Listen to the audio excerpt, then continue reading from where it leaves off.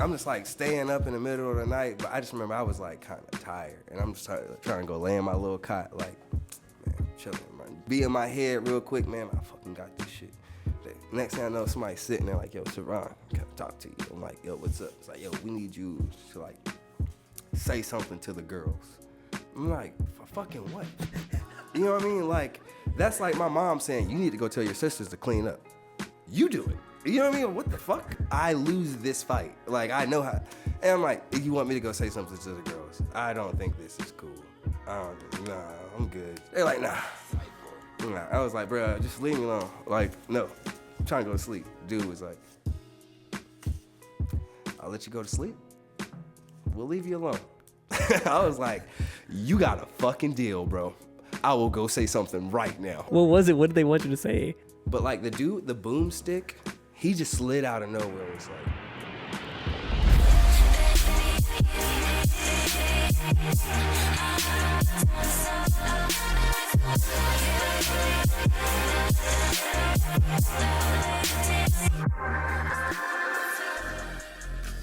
Welcome back to another episode of the most versatile podcast in the world. This is the third one today. Y'all seen it.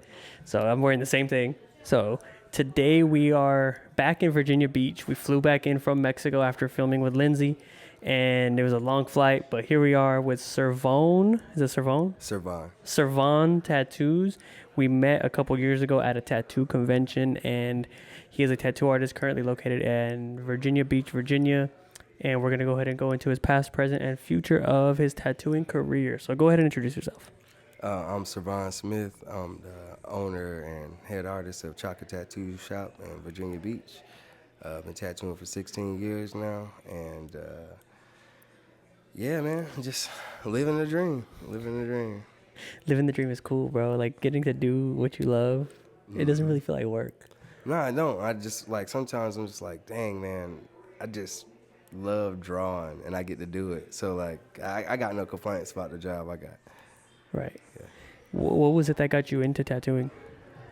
It's crazy. Like I tell people all the time, like I had no direct interest in tattooing. I just know my next door neighbor was in love with tattoos. Like in art class, we get in trouble about it. Just like stop drawing, just do the assignment. I'm like, yeah, I'm enjoying the assignment. But in college, I was trying to go for like doing graphic design and video games. And the program got dropped mid-semester, and I was like, I don't know what I'm doing here. You know, college dorm rooms can get a little stiff, so like I opened the window. And when I did, I noticed it was a tattoo shop across the street, and it was booming. And I'm like, I don't know nothing about this, but I got all this artwork I'm sitting on. I just want to show somebody, like, because I think it'll help. And when I went over there, they looked at it. They looked at it, and I, for some reason, was like, what do I got to do to work here? And he was like, just show back up.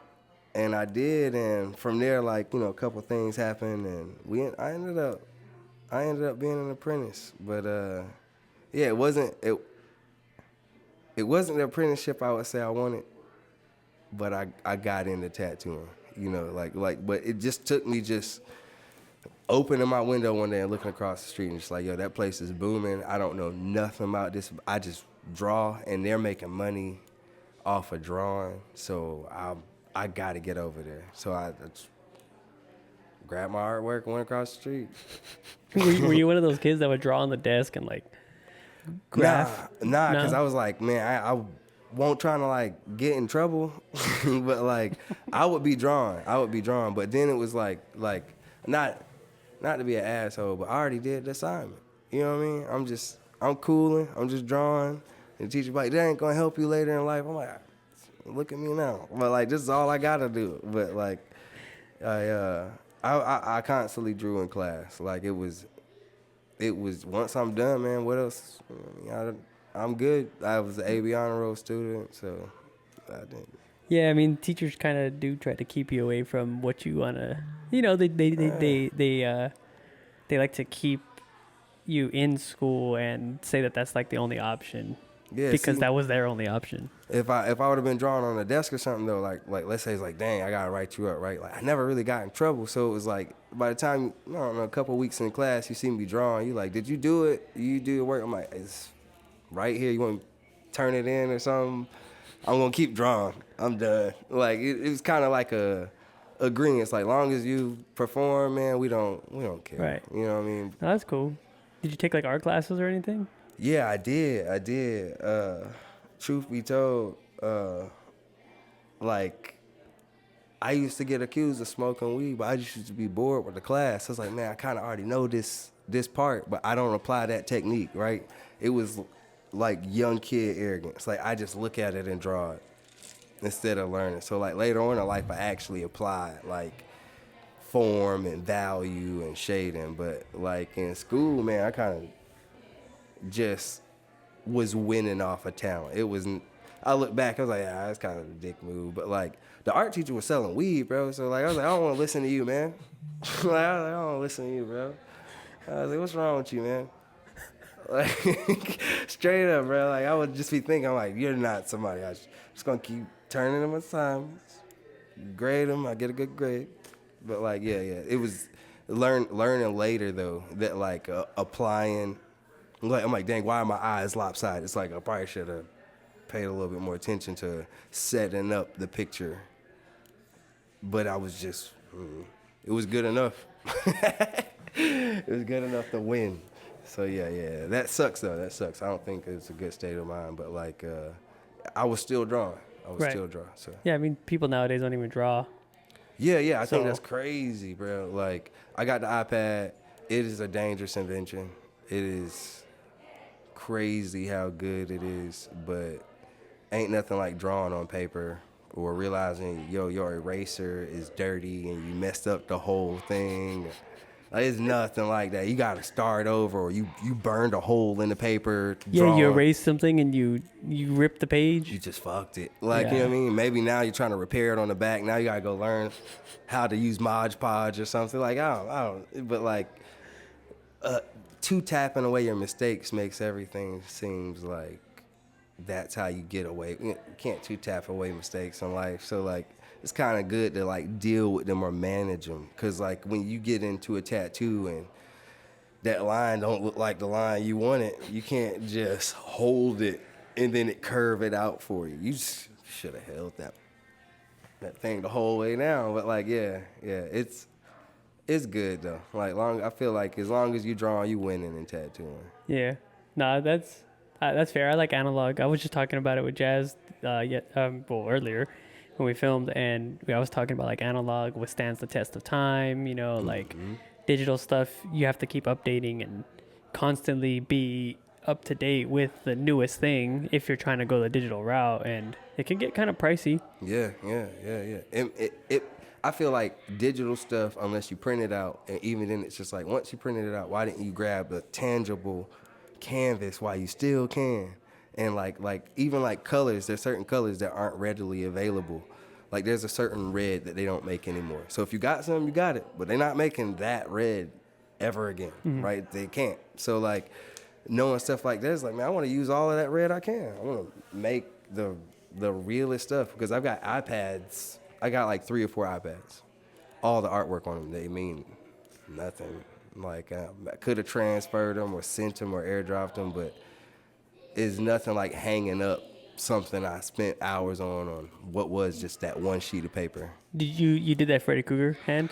Yeah, you want that? That's crazy. That was like my first or second oil painting I ever did. Like, That thing's sick. Yeah, man, I had no clue what I was doing, but I was like, I'm just gonna keep putting the paint on there until it looked like what I want. But like, yeah, I got to tattoo it in black and gray one time. Like that stuff like that like feels like a dream to me. Like I'll draw something and someone lets me do what I decided to put on canvas, and then I get to put it on their skin.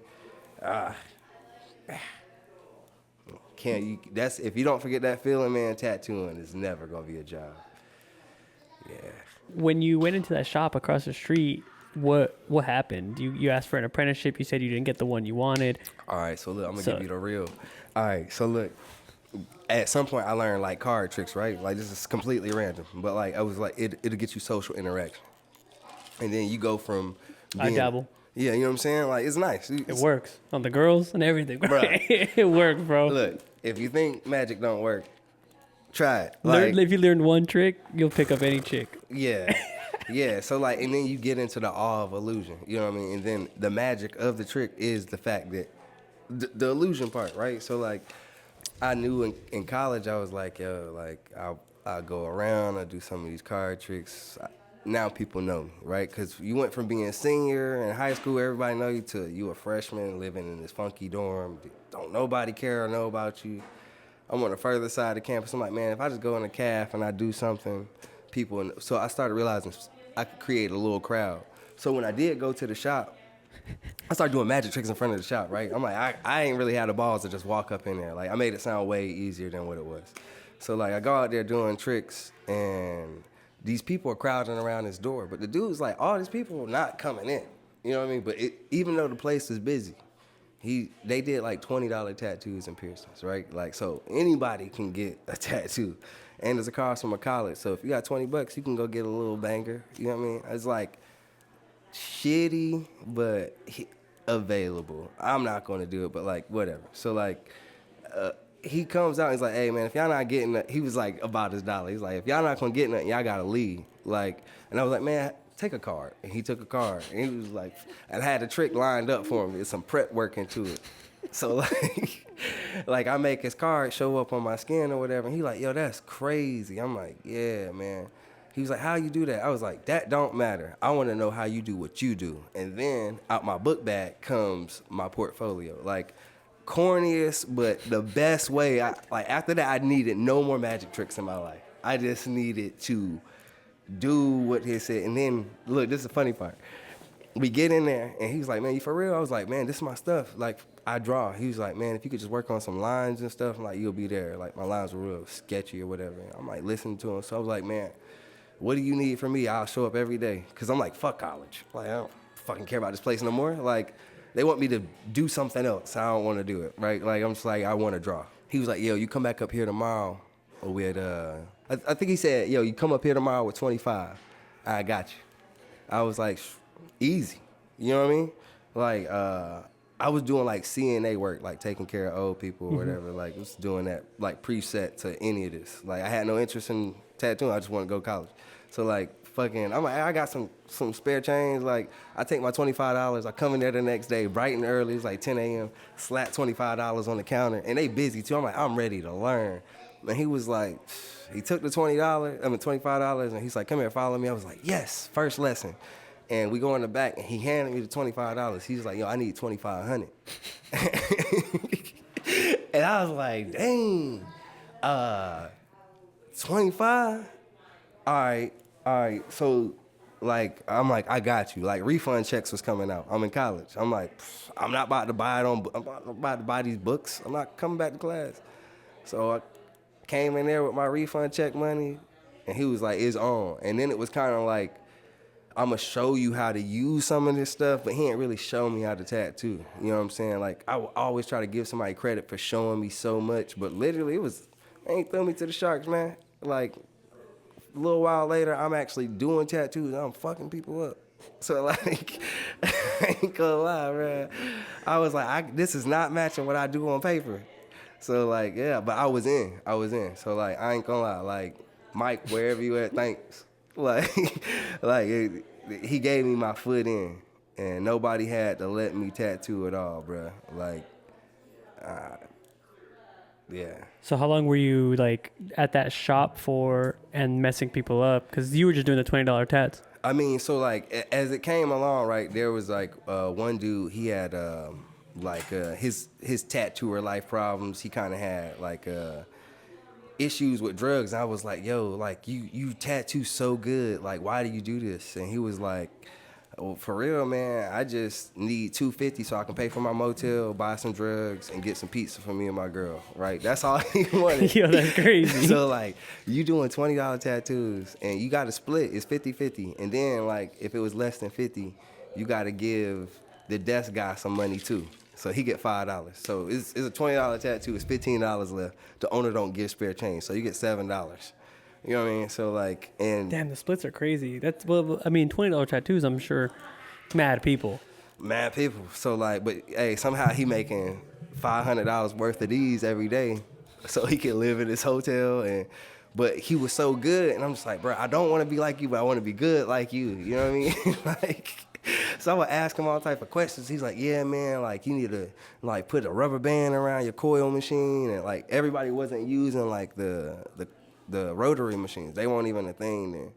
But I would get all the advice I could. And then one day I started noticing, like, man, you be bullshitting. You don't draw. Like, I'm talking shit. Like, I'm like, I came here and I mean it. But, like, why don't y'all just take the flash and copy it? Like, only the dude who had that drug problem was the one who drew. So I kind of, like, stuck up under him. But then one day he was like, yo, nah. He's like, I ain't getting paid for this. You feel me? Mind you, the owner, somewhere in the middle of it, like, I think we, like, 2 months in, he's like, yo, I'm going to need that other 25. I was like, other 25? I'm going to print this, bro. I ain't making no money. I ain't get paid for this. You feel me? So I'm just like, I'm living off of old money. So, like, I'm like, bro. And I'm fresh out of high school, too. I'm still 18. So I'm like, bro, like, I kind of dropped out, but they owe me another refund check. I got you. You feel me? I'm just going to give you my college money. I ain't care. I'm like, for what I think is tangible in front of me. And I'm like looking at magazines and seeing people tattoo realism all the time. I'm like, how? Like, people really do this. Meanwhile, we over here copying like $20 flash. So like, I kind of got an attitude about it. You know what I mean? Like, right. I don't want to be this. But I think after like a year, I met a good friend of mine named Mike Ferreira, and it's a white kid. Everybody called him Fro because they said he like a hobbit. I was like, hey, whatever, right?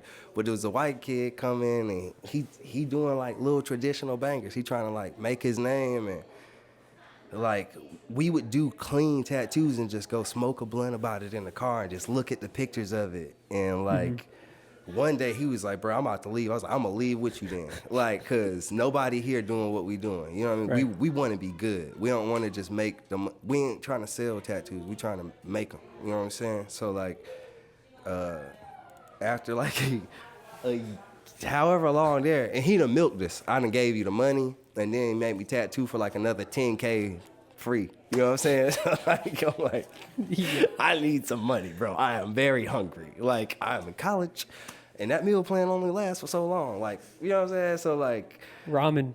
you feel me? Like, it was good. Hot Pockets and ramen for real. But you do what you gotta do to get where you trying to be, right? So like, we both ended up leaving there. He said, fuck us, he not paying us no nothing. Like, y'all just gonna leave, get out of here. Right. But we left. Like Mike was a good dude. Like, when we left there, we decided we didn't want to do the cheap bangers. We went to a shop where maybe the minimum was $50 or $100 or something, right? I don't even remember what it was. It's probably $60 or something. But like, we weren't like cheap in the area, because when people do that, like, those people who should have just saved a little bit more money supposed to come to you. You know what I'm saying? But now there's somebody doing it for 20. So instead of you paying my 60 minimum to get that name, you just went over there, and it's not as good. So like, but you pay for what you get. You know what I'm saying? Yeah. So like, even if we meant well while we worked there, it still wasn't, proper cursive. Right. It's just a name. It's got a that R don't really look like an R. You know what I mean? Like, you don't want to do that forever. But some people make dreams off of that. They make millions off of the quick game. And I don't know how it lasts, but like, for years he stayed in business. I don't know what he doing now. It ain't my cup of tea. But like, hey, thanks for letting me in, cause Yeah, because that's what gave you your foot in the door. yeah, he seen somebody had good art, cause David Morris. He was on Ink Master too. Like, he was one of the people I always looked up to. He worked at his other shop, and that's how I met him. And I was just like, this dude is way ahead of his time.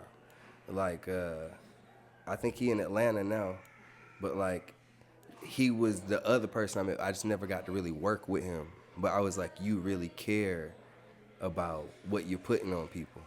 And yeah, like he said something one time and was like, you know, this shit is permanent. It's something you kind of forget. Like you might as well make it look good. So like, and then you can charge for that. So like, you don't have to do that 20. He's like, hey, this is what you get for 20. This is what you get for 100. But that 100, man, it's forever. It's permanent. So like, Yeah. you can't upgrade this, but so much later.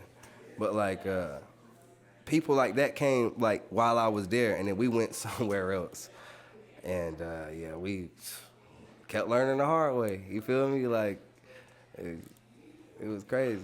Sometimes you have to learn the hard way to progress, you know? I've had a couple of reality checks, so I feel that. Bruh, hey, I love them. Because it's like, if you take it for the lesson it is, you grow from it and you better. And then when it comes to you again, you can handle it. Like, you can choose to handle it how you did before and let it fuck you, or you can handle it differently and see how it unfolds for you because it's generally better. Mm-hmm. So, it's, you know what I'm saying? It's just like going to the gym. I couldn't do this many pull-ups yesterday, but I did it today. So, it's like it's a small win. Mm-hmm. So, that way, yeah, it's even like, if you do one more, people don't understand. One more rep of something? One more. You feel me? It's the last one that counts. Yep, and the fact that, like, showing up the hardest part. You know what I'm saying? Mm-hmm. Like, even with business, 80% of that is showing up. Mm-hmm. The rest of it is on you. Mm-hmm. So, we both ended up in the same shop. He told me we was going through. We was in Fayetteville, North Carolina. We going through the shops trying to find places. And, I mean, people can be real with you. I mean, sometimes I'm like, maybe they wasn't being mean. It just felt mean. But like, I remember one dude was like, you need to start over. You don't know what you're doing. I really couldn't say I knew how to do good tattoos, but like the dude who gave us a chance next, he was cool. But he told me he met him, and he was like, yeah, it was this old white dude in a tie-dye T-shirt. He was real cool and, you know, smoked the joint. And I'm like, oh, that's cool. So the next day I showed up at the same place. I skipped over it. Right. Because I was trying not to go door to door to door. I was like, I'm going to go like this. And this was in Fayetteville. Mm-hmm. It's so many tattoo shops there. It's disgusting. You know what I mean? Because it's a bunch of, like, people who just like, I want to do my own thing. But you can do it with the proper team. You don't got to go do your own thing. Sometimes you get to a point where you want to lead a team. But it's like over 100 tattoo shops in one city. Yeah, which is crazy because back in the day, that would never happen. No. There was Bill Clayton's world-famous Tattoo World. So famous, you got to say world twice. Like, that's how it was. They were cocaine and tiger's blood type of tattoo shop. In fact, the dude we were working for did work there. And when I came there the next day, I seen an old white dude with a tie-dye T-shirt. I was like, oh, 2 days in a row. It's your life, whatever. He's here.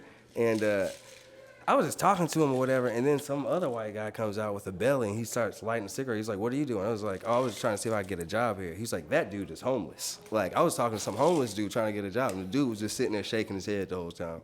He took my portfolio and everything, passed it back. He was homeless. He gave him his shirt from the day before. So I'm just like, damn, let me start over. You know what I mean? Like, so I'm just like... This is after everything, right? This is after the college and then after the first shop, yeah. Okay, so this is your real shop now. Yeah. This is like, they gonna break it down like, hey, this is why you do a bloodline. This is why you shade like this or why you shade like this. I didn't know nothing about circle shading. I was like, what? You don't gotta whip it? It was like, no, bro, this is how you get these gradual blends. Or he got on our ass, but look, it don't matter. It's the truth. Look, one day I come into the shop though, right, and it's just like, y'all completely respect gang. You know what I'm saying? I'm not saying no names, but it is what it is. But like, him and the co-owner doing like this comical line of cocaine towards each other's face, and I didn't know he did cocaine. And it's like, hey, bro, you cool. You know what I'm saying? But I don't do this. I don't know what this is about. I'm fucking 19, bro. So like I don't know what the fuck to do. So I started backing up. He was like, come here. And he was like, I got any cocaine in my nose? I was like, nah, you don't got nothing in your nose. And he's like, look at it. I was like, nah. And at that point in my career, he went out and did the most beautiful blue, realistic roses I had ever seen in my life. Like, I was like, I don't know if I want to do this, man. And I started getting worried. And then directly after we found out about his problem, you feel me? Like, it'd be like weird shit. Like he was like, look, I'm going to raise your percent from 50 to 60%. but you gotta give me $800 a month. I'm like, oh, whoa, whoa, whoa, whoa, whoa. I'm good with math, buddy. I need to make an extra $8,000 a month here, which isn't happening, for that to not really bother me. And then I would start making money. So, he was like, well, take her to leave it. I was like, what? He's like, take her to leave it. So, like, my boy was like, yo, I'm leaving, bro. I can't do this. Like, and I was like, I tried to stick it out, bro. I was like, bro, like, I feel like you giving me so much, but, like, I don't care who watching this. Don't let nobody trick you into feeling like they gave you nothing. You chose a tattoo. You're going to do your tattoos. It's going to be your art. If you decide to stick it out with somebody because they good to you, cool. When they stop being good to you, peace out, bro. Like, my dumb ass sat around and gave them the $800 so I could. My rent was like $300, bro. Why am I giving you $800 for 60%? Like, this is pimping at its finest. So like his like problem started getting out of control, and I was like, bro, I can't take this, bro. Like, I feel like I'm paying for something that I shouldn't be paying for. So I'm like, I'ma leave, and like that's where shit got real, bro. Like I left. And I was like, nobody really trying to hire out here right now. You feel me? It was like the slow part of the season. So like, it's like, hey, bro, you know, people trying to eat. I got 4 artists. We really ain't got space. Every excuse in the world. And it's like, man, I feel like I'm better than that dude though, man. Like that don't matter. He already here, right? So you go through these motions, and like, I think my boy, he went to Savannah, and I'm like trying to like make leads, and even back in the day, I hate to say it, I was like, man, I'm about to go do some tattoo parties, right? Like, the worst thing ever, bro. Like, I hate that shit. I hate it. I'm like, I'm just squeezing deals so I can pay bills, right? But I'm like, I'm going to go somewhere else and do it. So I came up to Maryland, and everybody wanted to give me more money than I was asking for. They're like, so you'll do this? Well, what if I get this? And I was like, well, it costs this much. I'm just tacking on this a little bit at a time. And they're like, well, here's $100 tip. I'm like, bro, I made more money in a month than I made in a month in North Carolina and like 2 days in Maryland. Like, I'm like, bro, I'm moving to Maryland. So right. like, what'd you go up there for? Just to go? Money. I was like, the money here, like there's a slower pace in Fayetteville, right? Like, cost of living is cheaper, just interest. And then I just felt like in Fayetteville, we was doing a lot of like helmet and boot tattoos, and it's just strict, like the curve of what people get in military. Yeah, because it's a military, yeah. Yeah, it's now it's changed. Everybody want to get anime and shit. So, like, I'm down. I'm like, yeah, you want to, fuck yeah, I'll do that shit. So, like, but, I know I came up to Maryland, and I was just trying to make it work. And a sister of mine, she saw an ad online, like, well, we looking for an artist. One was in Philly, and one was in, like, Maryland. And I was like, yo, let me sleep on your couch. You know what I'm saying? Came up there, tried it out. It was like, we'll think about it, we'll call you back. And a few days passed, and I did some up and down the travel down the road, and my car got stolen. And I was like, oh, shit, now I don't got no transportation. Like, hey, hold off. I will be there. I just got some shit to take care of. And I'm like, then my boy was like, yo, you coming to Savannah? I'm like, my car got stolen. My boy don't believe me. Don't nobody believe me. Like, my mom like, you coming home? My car got stolen. Like, it was there in the parking space. So, like, I'm like, for real, right now, I just live in Maryland. I live in Maryland. I slept on the homie couch for a little bit while I was trying to figure out if I could get my car back. It was never coming back. It got stolen in PG County. It was never coming back. That shit was gone. But my sister was like, yeah, you can sleep on the couch. If you're going to be serious and you're going to do this job. And I kind of like, I ain't going to lie, bro. Like, I was like, yeah, man, I'm good. You know, tattoo good, I got a job, like, it's cool. And then, like, one day on the way to work, like, this lady said I hit her with my car. And I didn't. I was actually smoked a blunt after that, for what it's worth. I didn't know what the fuck happened. I thought some lady just hit my car with a bag. But then, like, the police showed up on my job. Well, the state trooper, and then I had to go talk to police. I ain't get arrested or nothing. But they gave me like 6 felonies. I was like, yo, hold on, bro. Like, what's this about? Is this a joke? And then, like, life, like, for real, I was like, I got to get a lawyer. Like, but then I'm like, yo, you got to make more money to pay for a lawyer like this. Right. And the shop I was working for in Maryland, the lady, she got like Secret Service clearance. She do gun range shooting. One of the dudes at the gun range class is a death and serious injury lawyer. And he took on my shit, and what he charged me, I was like, bro, I do not have this money. He let me make payments, but I was like, okay. How much was it? I think it was like $5,000 for oh, me. Okay. I was for thinking, me, it was for you, a lot. Yeah, that's a lot. I mean, for anybody, that's a lot. That's a lot. Yeah, it was just like, man, I've just moved here. I'm sleeping on the couch. Like, I ain't making shit. Just nobody knows me yet. So like, I think I was making like $300 to $600 a week at that time tattooing. So like, I ain't make much. So like, I'm like, yeah, I'll give you whatever I got. Just make them play the tape where I did not hit this lady. So like, I ain't never get in trouble for it, whatever. I was able to pay for it. But while that was happening, I took tattooing so serious. Like, I felt like all that talent shit is out the window. I started taking art classes. I was like, in the case that this does go wrong and they just say you're guilty, I'm not going to see the light of day. And I'm not going to let this happen, bruh. So, like, I'm, like, taking classes, and I'm like, I'll do whatever. Like, show these people I'm cool. I'll take a driving course. I don't care. I didn't do it. You feel me? Like, I just need to be in this.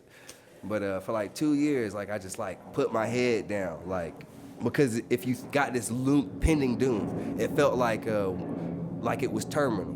Like, if I don't do this now, I might not get a chance to show anybody else I'm good. So, like, some people are like, what does this hit and run have to do with everything? I'm like, shit, that's how long the case took for us to take it to court. So, like, we took it to court. They threw it out. I was like, okay, cool. Obviously, I didn't do it. Fuck this lady. But now I feel like I'm free and I can show everybody my artwork. I can leave. I started looking at other shops. I'm like, I could kind of like showcase my development, I guess. Right. And I mean, sad to say, like, I mean, you know, I appreciate my sister let me stay on her couch, but like, she probably thought I did it. Like, I think everybody thought I did it. So I was like, hey man, just so, you know, I'm still here for this mission of just doing my art and making a living off of it. And if I gotta give this dude $5,000, maybe pay for anything else he tells me to sign up for, right? I'll do it, right? But like, in the process, I started taking these art classes, and I realized like, okay, form, value, shading, what color theory was and why it's a theory and that it's not just one surefire. Like, man, blew my fucking mind, bro. So like by the end of it, I was like, one, I know I didn't do nothing, but like I'm like, I feel like empowered to show everybody all of my work. Like and then the shop I was working at, I knew that the owner there didn't play about people leaving. He was like, he'll cut you dry. You bleed you dry real quick. No walk-ins, no nothing. I was like, oh, I don't want you to do that to me, man. I just want to be able to leave, finish my clients. So I went and like showed people my portfolio. Like, hey, man, you like this? You know, if you ever looking for an artist, this is my number. You know, some dude he trained with like 20 years ago was like, hey, you still running that tattoo shop? He was like, yeah, man. Yo, your artist is bailing on you, right? So I was like, I did not know he made that call. I'm like, why would you say that? You didn't hire me. Oh, man. So I'm like, bro, I'm about to get fired any day now. And then there's a company, tattoo company, you probably seen them on the circuit, Painful Pleasures. I think so. Yeah, bro. Dude hit me up. And was like,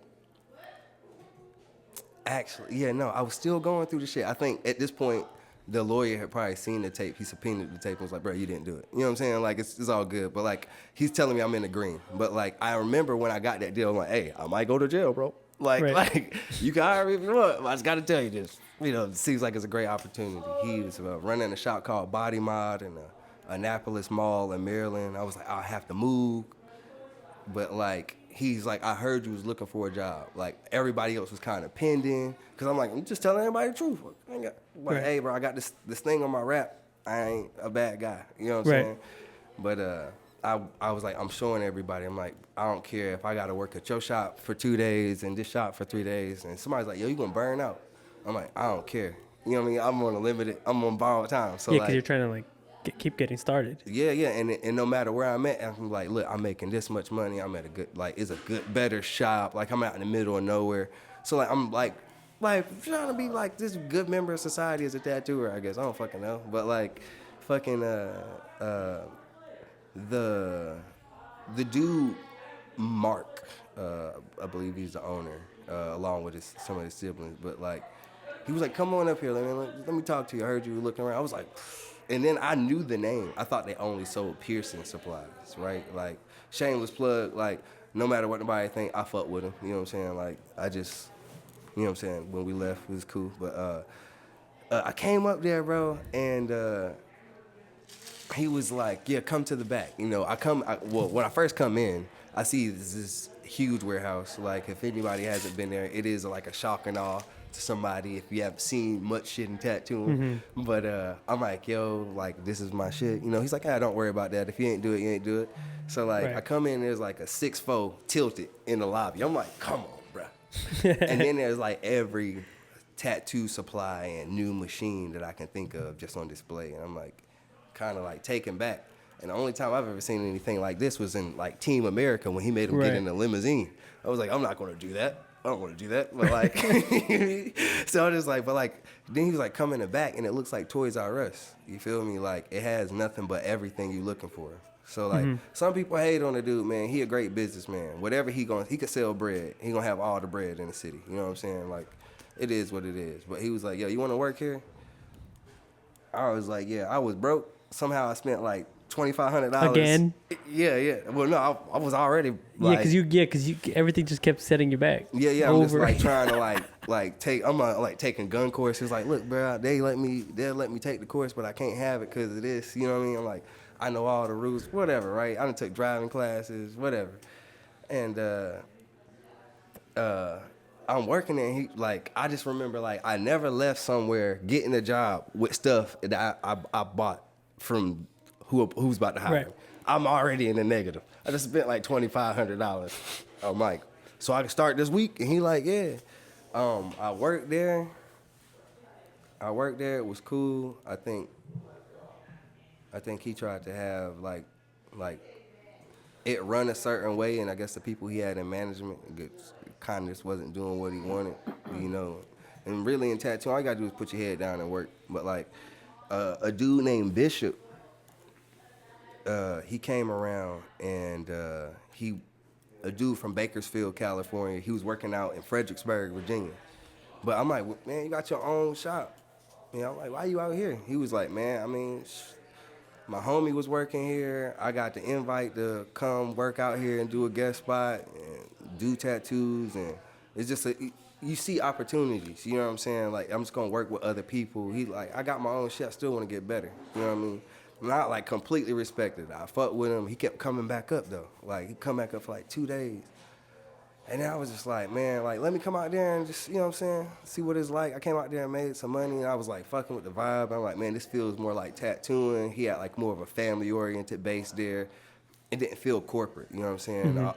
And I used to feel real strongly about things in tattooing. Like nobody should just be able to buy tattoo shit. Now you go on Amazon, you can buy whatever the fuck you want, you know what I'm saying? So like, I used to be so mad and express that, but like, you look at a dude, his statements say he making $30,000 after returns, and I'm like, you should stop selling to the public. Every day, you think I'm gonna fuck up my $30,000 for you? Like, no, man, fuck off, kid. Like, that's right. Looking at it now, I would tell me to fuck off. You know what I mean? Like, so I'm working out there at the guest spot, and dude just hit me up like, hey, if you ever want to come out here, man, come out here. I left Painful Pleasures Tattoo Studio in the mall. And I came out there and I worked with him, and I ain't gonna lie, he was cool homie. Like, fucking, I was like living in Maryland and Virginia at the same time, doing other guest spots. He let me like have my freedom to come and go. And yeah, man, like we were talking about earlier, like at that point in time, I'm like, well, dang, all I gotta do is just show up and tattoo and just post it. You know what I mean? I want to blow his shop up. You know what I'm saying? Like, he gave me an opportunity to work here. He's giving me a good percentage. Like, you look at it for what it is. Customers coming in, the name buzzing, everybody's wearing the shop attire. I'm like, yeah, bro, I'm gonna rep that, you know? Like, we worked there, and then, I was probably there for like a year or something. And that was back in Virginia, right? Yeah, Fredericksburg, yeah. Virginia. Yeah. So like, mind you, I'm from North Carolina. You feel me? Yeah, so, that's what like, ChatGPT said. Yeah, right. Because I right. said Servone, I typed in your name, Servone Tattoos, Mm-hmm. and it brought up a whole biography of you. Yeah, I had to keep telling people I'm from North Carolina because they're like, "Where you from?" It's just I don't work down there no more. You know what I mean? I go do a convention or a guest spot, but I don't really like want to like work in North Carolina. Like my family there, I feel like I'll get lazy. The weather's always nice. I feel like it's too easy to get comfortable. Like I like a little bit more buzz in the pace. So, but yeah, and it was easy. You know, I could just jump on 95 from where I was at the shop Right. and just, go see everybody. But randomly, man, one day, I kept getting these calls, and I think I was probably like, I think I just got dumped or something. It was like just, I bought Chipotle for me and my shawty. I remember now. Bought Chipotle for me and my shawty, and I was like, yo, I'm at the house. You coming? And she sent me this long message like, I can't do this. That. I was like, dang, that sucks. Like, because I already bought the Chipotle. Like, I'm just sitting there looking at the bowl, and I already ate mine. So I was like, man, I'm kind of down. I could take it down another bowl right now. Just like, I kept getting this weird number calling me, and I'm like, bruh, I don't want to talk to nobody. So it called back. And I'm like, hello. And they were like, Servone, hey, this is such and such from Ink Master. We would like to talk to you. I was like, I'm over this, and hung up, right? I thought someone was just playing on my phone, right? I was like, stuff like that don't happen. Like, I didn't apply. I didn't talk to nobody. I was just being normal me, posting my stuff all the time. I think it's important. Post everything. And how many years at this point were you in? I think I was tattooing for like 5 years. Okay, so you're about 5 years in. So Ink Master's called, and then you didn't believe it. Man, yeah, Ink Master's on. Every time I seen Ink Master, I'd sit back, be like, man, I could do that. It just looks stressful, but like, I could do that. But like, I never really dived too much into it. I just thought it was like a prestige. You know what I mean? Like, you go there, man, and compete and show it. Whether you, man, if they chose you somehow. But like, I'm just there, mind you. I'm like, I feel like moving around all the time as a kid or something. I understand the new guy effect. And it irritates the shit out of some people. They're like, bro, who the fuck is this dude? Yeah. But like, hey, I just came to Virginia. I was like, hey, I know I'm the new dude, but like, I'm about to kill it here, bro. I'm about to just draw so much shit, man. And at some point prior, a dude named Ryan, he saw me drawing traditional. I know we talked about this for a second, but he was like, he saw me drawing. He's like, that's not traditional. And I was like, ooh. You started a fire, brother, because I'm about to find out how to do this shit. Like, I don't care what nobody says. But Realism? No, I was already doing realism. Oh, you were trying to figure out how to do the traditional. Yeah, and it's just so simple. But, like, you always want to add this or do this. Don't do that, man. It's set up not to do all of that. It is what it is, you know? And you can mix and match it. You can play with colors and lines and stuff, but, like, he's like, that just ain't it. That made me do traditional. That was it. No, it was nothing. It was just personal vendetta with myself. I was like, I don't like being somebody who can't do something in my field of range. Like, I feel like if I was a doctor, I would want to do all the surgeries or something. It's like, we got to go to school for it. I stay in school. That's why some people stay in school. There is an urge to know. But, like, yeah, for sure. It's always good to, like, play at your strength, too. So, like, that's why I enjoy doing my realism. But yeah, that dude Ryan said, that's not it. That really set it up on me. And I, like anybody else that did traditional, I kind of like would hope if we had a walk-in shop, we get two matching like something. And I gotta outdo you. I don't know. It gotta be cleaner. It gotta be sharper. I like that. I like that mentality. Is I gotta, because it's like a friendly colleague competition. That's what I see it. We're both looking at them at the end. It's just like, man, let me see yours. Yeah. Okay. Or like a lot of tattooers will say, if you were when you're actively doing it, you're still working. You're like, oh, he's finished. Well, let me polish this up, put these extra little touches on it, tighten that up a little bit, just so it's, and that's the thing. It's just it's personal for me because I'm gonna be better than I was yesterday. But I needed your help. You know what I mean? A little push. But yeah, basically, man, they kept calling, man. I was like, bruh, I'm sorry, man. I know I jump around, but like they No, kept you're calling. good. You're good. It's just it's funny. Yeah. But that was one of the things that made me feel like I was ready too. Like I felt like I got something in my pocket. It's funny because you thought it was you were telling you thought it was like a joke. Yeah. This bro. one dude I interviewed, he's a music dude, and I guess he was like making music in high school, and he talked about it on the pod. He said it was his most embarrassing like things, and like I guess someone from his friend group called him on the phone pretending to be Rostrum Records. It was like, yo, we heard your track. That's we what it we felt want like. more. And it was just his homies like just pulling a prank on him. And I guess dude got like super discouraged. And I mean, I would It'll too, throw you know, you because down. I was already in the bunker. So Yeah, I'm yeah, like, yeah. I'm already like, eating Chipotle that ain't even for me. I'm like, I don't even like the chicken. Hello? And then it was a different dude, but like it's like he knew the situation. He addressed. It's just how he said it. He said who he was, and was like, hey, it's not a joke. It's not a prank. I want to talk to you, man. And I was like, I got about half a bowl left. Whatever. Put it on speaker. Sat in the bed, Indian style, just eating it. He was like, yeah, we want you. I was like, if you say so. So for like a week, I was just like, I don't know. I think it was a joke. This is a sick joke. Like, like I was like, that was on my mind. Like, I'm getting over the breakup. I'm like, man, fuck this, man. Like, man, that was a shitty day, bro. And then they started hitting me up, and the process starts coming along. Then the nerves started racking, cause I'm trying to get better, and I had like a regular like laptop. I was like, well, maybe I should get something I can draw on or something, anything to help. Like, here I go. I'm like, man, I'm about to go for broke. Like, I'm gonna do everything I can, bro. I paid this dude to teach me how to use Photoshop and everything, bro. But I walked into Best Buy, and like, I was just touching stuff, and I saw the iPad for the first time, and I was like, this is it. This is it. And I was like, before I buy this brand new thing, I'll sleep on it for 24 hours. Come back tomorrow, I'll buy it, right? I come back in, whoever the fuck helped me at Best Buy, fuck you, bro. He's a Windows guy. Completely is like, you don't want this. This is trash. Talk me into getting a Windows Surface 4. It is garbage to use for drawing. Do not use that shit. Get an iPad. Like, if you're going to use it, it's whatever. I noticed that if I'm going to do the TV show shit, this iPad had an edge that I don't think anybody had actually realized yet. Send us an iPad, Apple. I've been feel plugging me? you on every podcast. Hey, get this man an iPad. For real.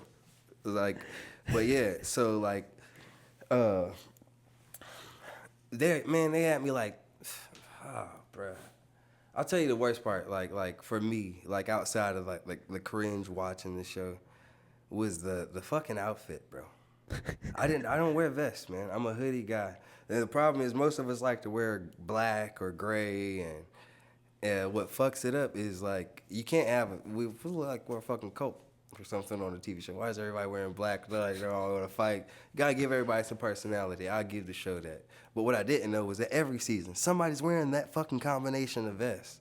And once I realized it, cause like early on, like they were like fucking getting my outfits together. So I'm trying to like watch tape or like DVDs of the show, whatever I can find online. And I'm like, why is that dude wearing exactly what I think they're gonna make me wear? They got me, bro. I like a fucking pack of Starburst, bro. I was like, but people remember you. I'm gonna have to look it up. Yeah, I wore vests, bro. Look, so you know how like Mortal Kombat has like all the ninjas? I was every ninja. Chameleon, Reptile, Scorpion, Sub-Zero, everybody but Noob Saibot because he wears gray. I'm telling you, bro, but it's a thing. And I didn't know they did that. So you better come with some flavor on TV or be the first to get that black hoodie or something. You gotta be, but it's whatever, man. Like it, just like the homie Bishop when he came to work at the shop in the mall or whatever under the big company name. It's like it's an opportunity, bro. I'm like, look, I'm gonna take this opportunity for what it is. I was fucking, not gonna lie, I was fucking nervous. Like, How old were you at the time? 26, I think, maybe 26. So I got some tattooing under my belt. Felt like I got better, but I just hadn't rounded it all out. So after the call, how long did it take for you to get onto the show? So they talking to you, and it might take like 6 months. A whole nother show was coming out. So I'm thinking I'm still getting pranked. I'm not even gonna lie. I'm still fuck being on the show right now. I'm thinking I'm still getting pranked for most of the show. They got me on an interview. I done did the interview. And look, no, Bishop, I love you, bro. But like, I told gang, like, I'm like, look, bro, I got this opportunity. I told my roommate, and then I told him, I was like, we're not supposed to tell nobody, but my roommate, if I disappear, I don't want you to throw my shit away. And then I don't want you to fucking fire me. So, like, I kind of got to tell somebody. I told my stepbrother that last night, like, yo, if I don't hit you back in X amount of time, because I was recording with Jazz, and we were just talking, and I guess he blew my mom up, like, yo, I can't get a hold of him. My mom called me, and then I finally called him back. They're like, he's freaking out. He's about to call the cops. Like, yo. Yeah, man. And I'm like, bro, yeah, you like, what is he into? What did you get yourself? Right. And you just can't say it. Right. You know what I'm saying? And is important because it's a leak. So, like. Yeah, because it's NDA. Yeah. Yeah, so they shoot in a timely fashion. You want to get it out, but people are still watching something. So what's coming out, I'm like, why am I not in this? Like, I'm thinking I'm supposed to be in what's on TV now. Because TV land is so different. You feel me? It happened way later. I'm like, y'all talking to me now? I'm like, bro, y'all playing with me, bro.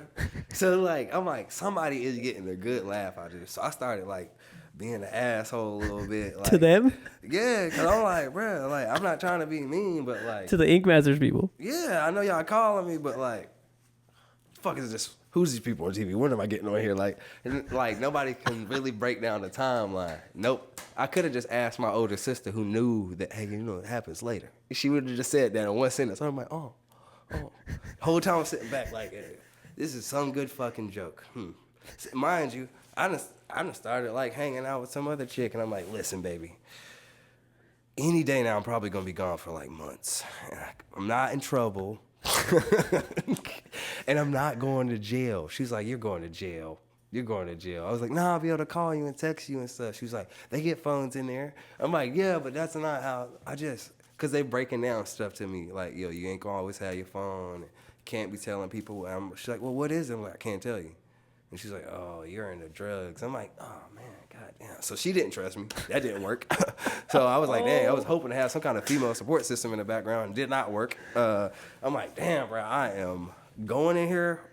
I can't tell anybody anything. So, like, mind you, any of my stresses, it's not like I'm about to break down on a phone call, like, what should I do? You know what I'm saying? And then the couple people I called, those conversations went south. So I was like, oh, man. I called my uncle one time I was on the show, man. I was, like, worried about my black and gray or something. I think I knew I had to do black and gray. And he was like, man, I ain't gonna lie, I was looking. You need to work on your color. I was like, I thought that was my ace in the hole, bro. What the fuck? Like, why would you say that? I was like, why did I call him? He knows nothing about tattoos. I was like, I just called him because they gave me my phone. But, like, you get it. When I got there, though, the crazy thing was I know I watched a bunch of the seasons. Like, the first day, like, I get there and I go in this ballroom and I'm like, these look like tattooers, but there's a lot of fucking people here. And it's usually 16 people. I was like, is this a fucking joke? I've already flew. They paid for the flight. Like, I'm not even trying to be a dick. I'm just like, I don't fucking get this shit, man. So it's like, it's just working my nerves. And I'm just like, I'm trying to be with the program, but where the fuck are you shooting 2 seasons at the same time? Who am I actually competing with? I'm trying to size motherfuckers up. like, right. Who's the best in here? And then I'm like, I think I've seen you before. Right? I think I'm a fan of this person. And now I'm sitting here taking big gulps. I'm like, why the fuck are we here? And did I walk in the wrong room? Because I'm thinking I'm looking for a room with 15 other people. But nah, they said, yo, it's going to be 32 of y'all to start. I'm like, how the fuck am I going to win this shit? I did not get this shit. I was like, 1 in 16, 1 in 32. What the fuck? That's way worse. Like, I'll take the 1 in 16. Odds that are crazy, yeah. Right, like for the first time, I'm like, I can soak it in because I don't think it's a joke anymore. Right? I just thought it was like, hey, you've all been punked. You're not going to be on a reality TV show. You have been fucked. We flew out here just to see the look on your fucking faces. That's what I thought. Yeah, I just could not believe. I was like, why the fuck did you pick me, right? But they just seen something. I don't know. Somebody found me. I never signed up for that shit. But I was like, I'm here. First day we're tattooing. And what season was this? Season 8. Season 8. What episode? What was the name of the? It was just season 8. Yeah. So you went twice then? Yeah, I went Okay, twice. because you went for the Grudge match. Okay, Yeah, okay. yeah, So yeah. I didn't know if season 8 was the Grudge match. Yeah. They have like a premise with each one, but like Grudge Match was like a spinoff. So like everybody who went 1v1 was like just going against each other. Was Giancarlo in the season 8? Yes, that motherfucker. Okay, look, first day. Okay. He was season 8, right? Yep. I was So just this was about to talk about 2015. him. It's 20, yeah. Because you know what roll out later. You know what I mean? I remember because I was dating this chick at the time who was responsible for my name Beans, and we were at her house and Ink Master was on, and I saw Giancarlo. So I probably saw you too. Yeah. But I was saw right next to him. I saw him, bro, and his work is great. So good, bro. I respect that dude so much. Yeah, I hit him up a He's while living the ago. dream. Yeah, no, he's doing really well. I hit him up. I always try to trying to find, because he travels a lot. Yeah. So sometimes we're in the same city, sometimes we're not. And the times that we are, he's just been busy or like out with his wife. So I haven't been able to meet him. But he followed me back on Easter, I think, of 2022. And I was like, whoa, this is so cool. He's so and good. he's been DMing me back, like we've been texting and stuff. I'm trying to get him on here too. But Bruh, yeah, most definitely interview him. Like I knew Gian was the tits by how he acted. I think it might have been second day. I think that's when we started oh talking. yeah, see, like I just looked it up. It says season 8th and 14th runner up. Yep, and I just we'll get into that. We'll get to that. We'll get to that for sure. But I remember the first day we're doing like traditional tattoos, right? And it's just bang them out, walking style, I think. And I hadn't really paid him much attention because like my light was like facing backwards. I'm like, I'm about to get kicked out of here, bruh. But Nunez came up and just fixed it and was like, bruh, here. Like, I was fine, but like, thank you so much, because I was I'm just like flustered. Because like, I had never flew a plane before. So now I'm doing all this Google research about like stuff popping. And then I'm asking other artists, like, what do you do when you travel? He's like, man, just be careful with your ink bottles. So I took ink caps and shoved them in each bottle of ink so that even if they pop the lid, like, it's okay. Everything not gonna come out. It just keeps it really locked in. Like you open the thing and then pop. Yep. Just throw some gloves on, take your ink caps, pop them in there. That's a good traveling tip if you don't know. But it's not good for having to have a timer on and it's your first day there. I did not get to prep this shit. Yeah, because you have to take them out. Yeah, I'm like, fucking, I don't got a fucking tool. I never did this before. I don't know how my fucking thumbs are hurting. So by the time I got to the light, I was just like, it's on. Fuck it, it's there, right? Like, fucking wrap everything up and then there's this like thing, right? Like where you really got to be in your own zone. Because I'm looking at the next guy like, ooh, his setup looks so clean. He's like, man, focus right here. You know what I mean? But I thought they were duck goosing people because there was a dude like next to me. I don't know his name, no offense, but I thought he went to take a shit. Never saw him again. I guess they came over to him, saw something they ain't like, got him up out of there. Gave him the boot. Yeah. 86th. Yeah, then one dude I seen sitting on the ledge and he looked upset and I'm like, dang, like what's he doing over there? I don't even want to go to the bathroom because I think that's how they getting eliminated now. Yeah. So I'm just holding my piss, tattooing my dude and like nervous. So like fucking another dude, he walked out flicking everybody off. So I was like, damn, bro, like what's that about? They got rid of people. So I'm like, okay, all right, I can breathe a little bit. But like, when they came over to me, I was like, I'm out of here. You know what I mean? Over here, Right. I'm doing a clean job or whatever. Like I couldn't respect the fact that I was just doing clean tattoos. I really cared about that, right? I didn't know. I just thought everybody was so fucking cool. You don't ever want to be in shock and awe of LeBron because you're playing against. You still got to play your game. So like fucking the next day, there's the iPad thing. There's this dude named Dave Rabinowitz. Like, we were all, like, doing these geishas, and we see this motherfucker. I think I remember the geishas geishas in the thing, because that's the only season I've watched. Yeah, it was crazy because we seen him, and we were all like, what are we doing? I have no idea. And then I was, like, in a van, and I seen these women walking in. I'm like, why are they dressed like that? It's a little too close to where we're at. Like that's all I had. But I'm like, I'm thinking, like, how do you want me to articulate drawing these people when you give me the challenge, right? Like, you want to see it a certain way. So, all I know is fucking Dave Rabinowitz was the first one walking to the printer. The printer was way off in the cut, but he had an iPad like this and was just walking. And I could tell he's about to print out an outline. He's ready to go. that was like 30, 45 minutes before everybody else. Everybody bought iPads that day. Like it's a curve. You're not playing with paper and printing sizes. You don't got to play so much. You can get it, you can size it, you can scale it, you do everything you want. But I was like, oh, it's game on. And I bought this fucking Windows Surface 4, and it's really not even connecting to the Wi-Fi. I'm scared. Oh yeah, cause the dude at Best Buy, yo. Yeah, I'm like, I fucking hate you, bro. But I'm like, hey man, I gotta live with my choices. So like, but nah, I just remember that was real big because I was like, this is about to change tattooing. If everybody on here using it, people at home gonna see that we using it. You know what I'm saying? It's such a big platform that like, there's people that believe the Ink Master way is the best way to tattoo. You know what I'm saying? It's just, it's three judges' opinion. That's why I like conventions. You get somebody else's opinion. But like, being there, you start seeing people go home or whatever, and then you fucking make it inside.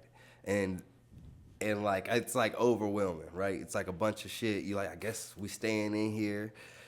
Fucking, like, to me, like, I ain't ever do like fucking band camp or something. I'm usually was a kid that played at home and shit. So I'm like, I'm around all these people and I think this dude's fucking dope and this dude's fucking amazing. Or I didn't even know you could tattoo this style and make it look tattooable, but this dude's here, he fucking got a disability, he's fucking tattooing. So like, I'm like, that awe factor is there. And then there's the TV factor. You like, everything I say, I'm scared. I might have made a fart joke, and I don't want that to be recorded. Right. So everybody's got like this little looming paranoia. Like, okay, so I understand that's a smoke detector. What's that thing with that red light that doesn't blink on over there? So like, everybody's like that, and she's like tell you like, look, it's not a camera, like, or something, like, you know, like, haha, you guys and your little conspiracies. So now it's just making it worse. But like, all of these little things start to become factors that you're living with on a daily basis. You just keep looking up at that thing, and it's probably a radon detector.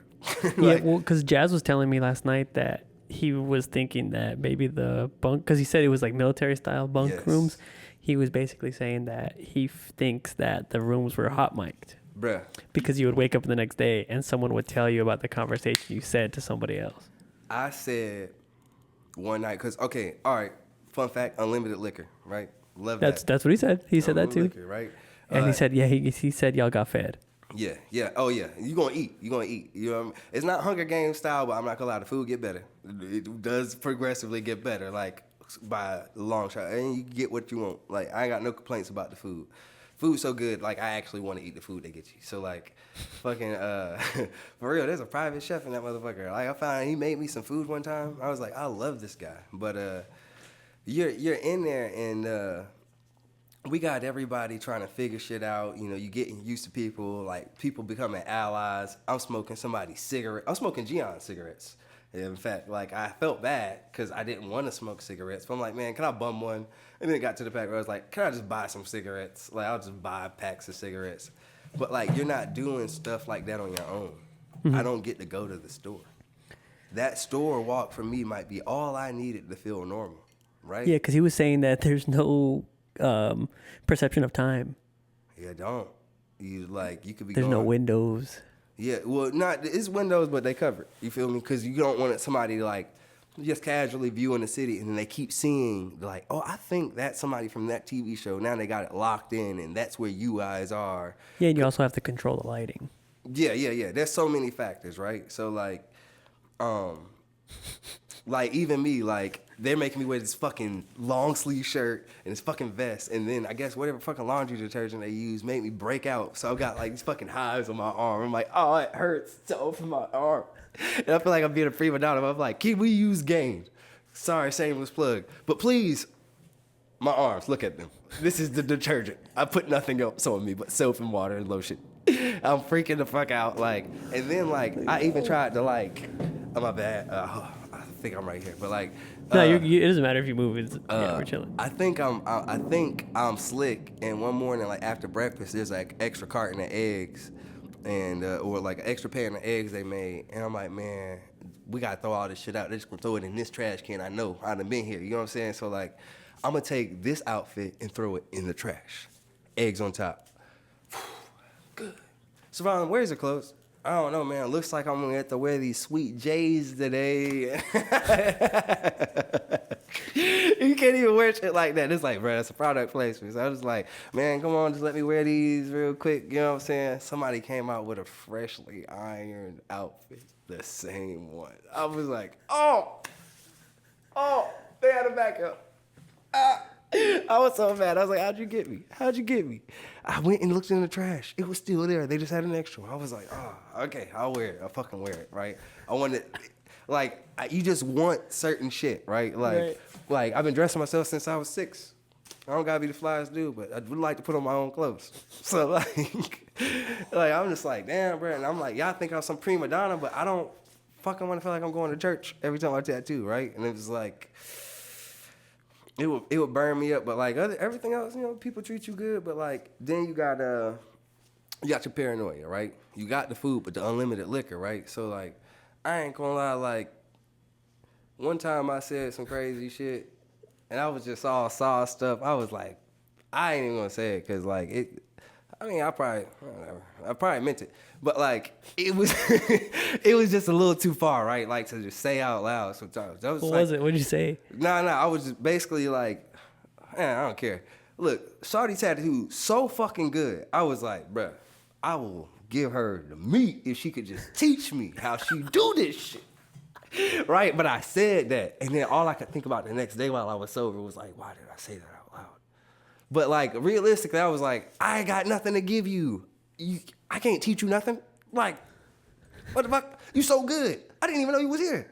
I didn't even know you was here. Like, you so good. Like, but second day, the geisha day though, besides Dave Ravenowitz, the thing that stuck out the most to me was Gian. Gian didn't even finish his tattoo, but when I looked over, I was like, that shit clean. Like, I remember seeing that shit and was like, he is good. He was like, I don't know, bro. I'm probably going home. I'm like, going home? Send me home. That shit look good. I'm not gonna lie. I don't care what nobody say. Gian Carle ran the most flawless, almost flawless, like on camera, the most flawless run of Ink Master I've ever seen. The only mistake I seen Gian make, I almost ain't want to say it because the judges was sucking his dick. Everybody was like, it's so good. I was saying that from the couch. Nah, it was so good that they did this for like 15 minutes and you can't take it back. Right? But I was just sitting there and we've been reviewing this tattoo and I was like, I mean, you on the other team. It is my responsibility to point out anything I see, but you missed a section on that mandala. It's completely missing.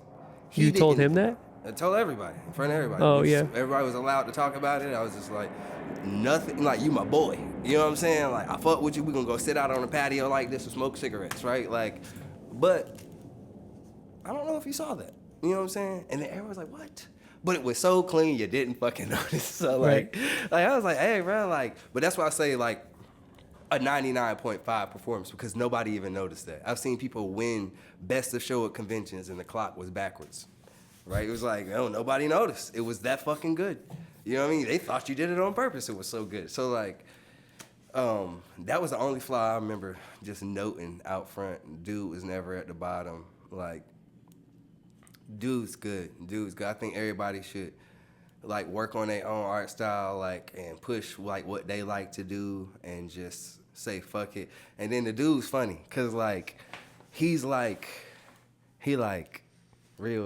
real chirpy, but like Gian? Yeah. But then like we smoking cigarettes. He's like, these girls are plotting, bro.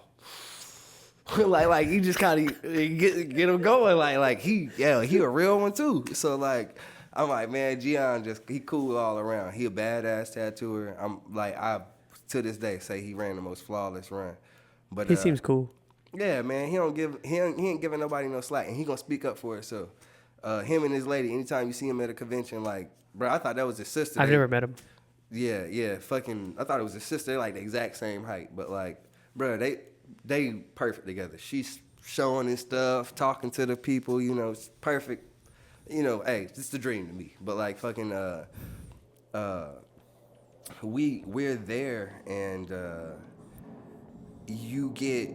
I think you can find it in TV now. People talk about it or you see it, but like.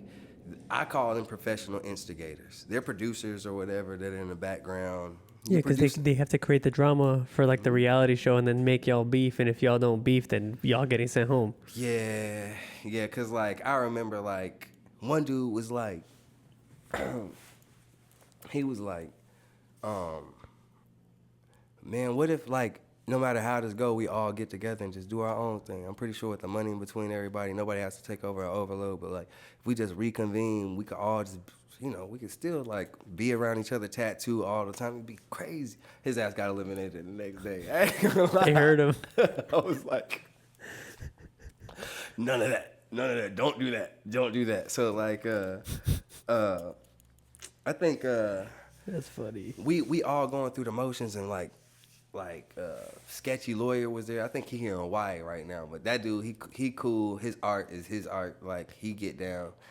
But we was writing notes to each other, eating paper. I'm like, I don't want nobody to know what we just talked about except for us. That way we know if this come out, we're not crazy, right? Like, and it don't come out. So we were thinking like, bro, it's got to be under the bed. Like, they got us, bro. They can hear everything. They know that we think about tomorrow. They're gonna change the challenge or something. Like, bro, you just paranoid. Yeah, because that's how it is. Well, I mean, it would make sense because Ink Masters is kind of like a reality show, kind of like Jersey Shore. Mm-hmm. And like Jersey Shore, well, it's not the same thing, but Jersey Shore, they had like those chicks like boxing, and then they found out that they slept with each other, and then they get mad. Yeah, bro. Well, it's reality. You have to sell it. Mm-hmm. And then it's just like let's say, man, Nikki, right? Nikki, I ain't got no problem with her. I just felt like she was just giving like people a hard time for no reason. Like just tattoo, like that was my thing. But like she a great tattooer. I just feel like for me, I had already hit a point where I'm like, I'm more about tattooing. I do like doing it competitively, but it's for me. You feel me? Like I don't got to talk about nobody in a bad way.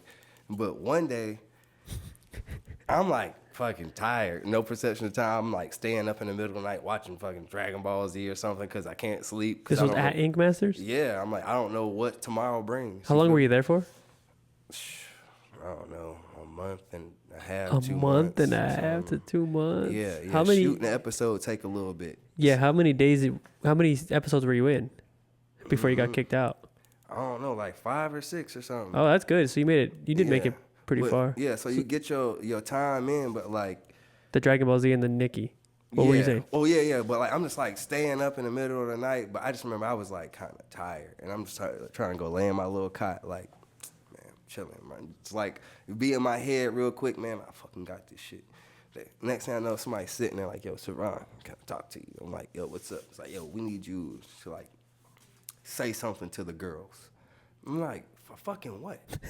You know what I mean? Like, that's like my mom saying, you need to go tell your sisters to clean up. You do it. You know what I mean? What the fuck? What power are you trying to give me? Like, I lose this fight. Like, I know how. And I'm like, you want me to go say something to the girls? I don't think this is cool. Nah, I'm good.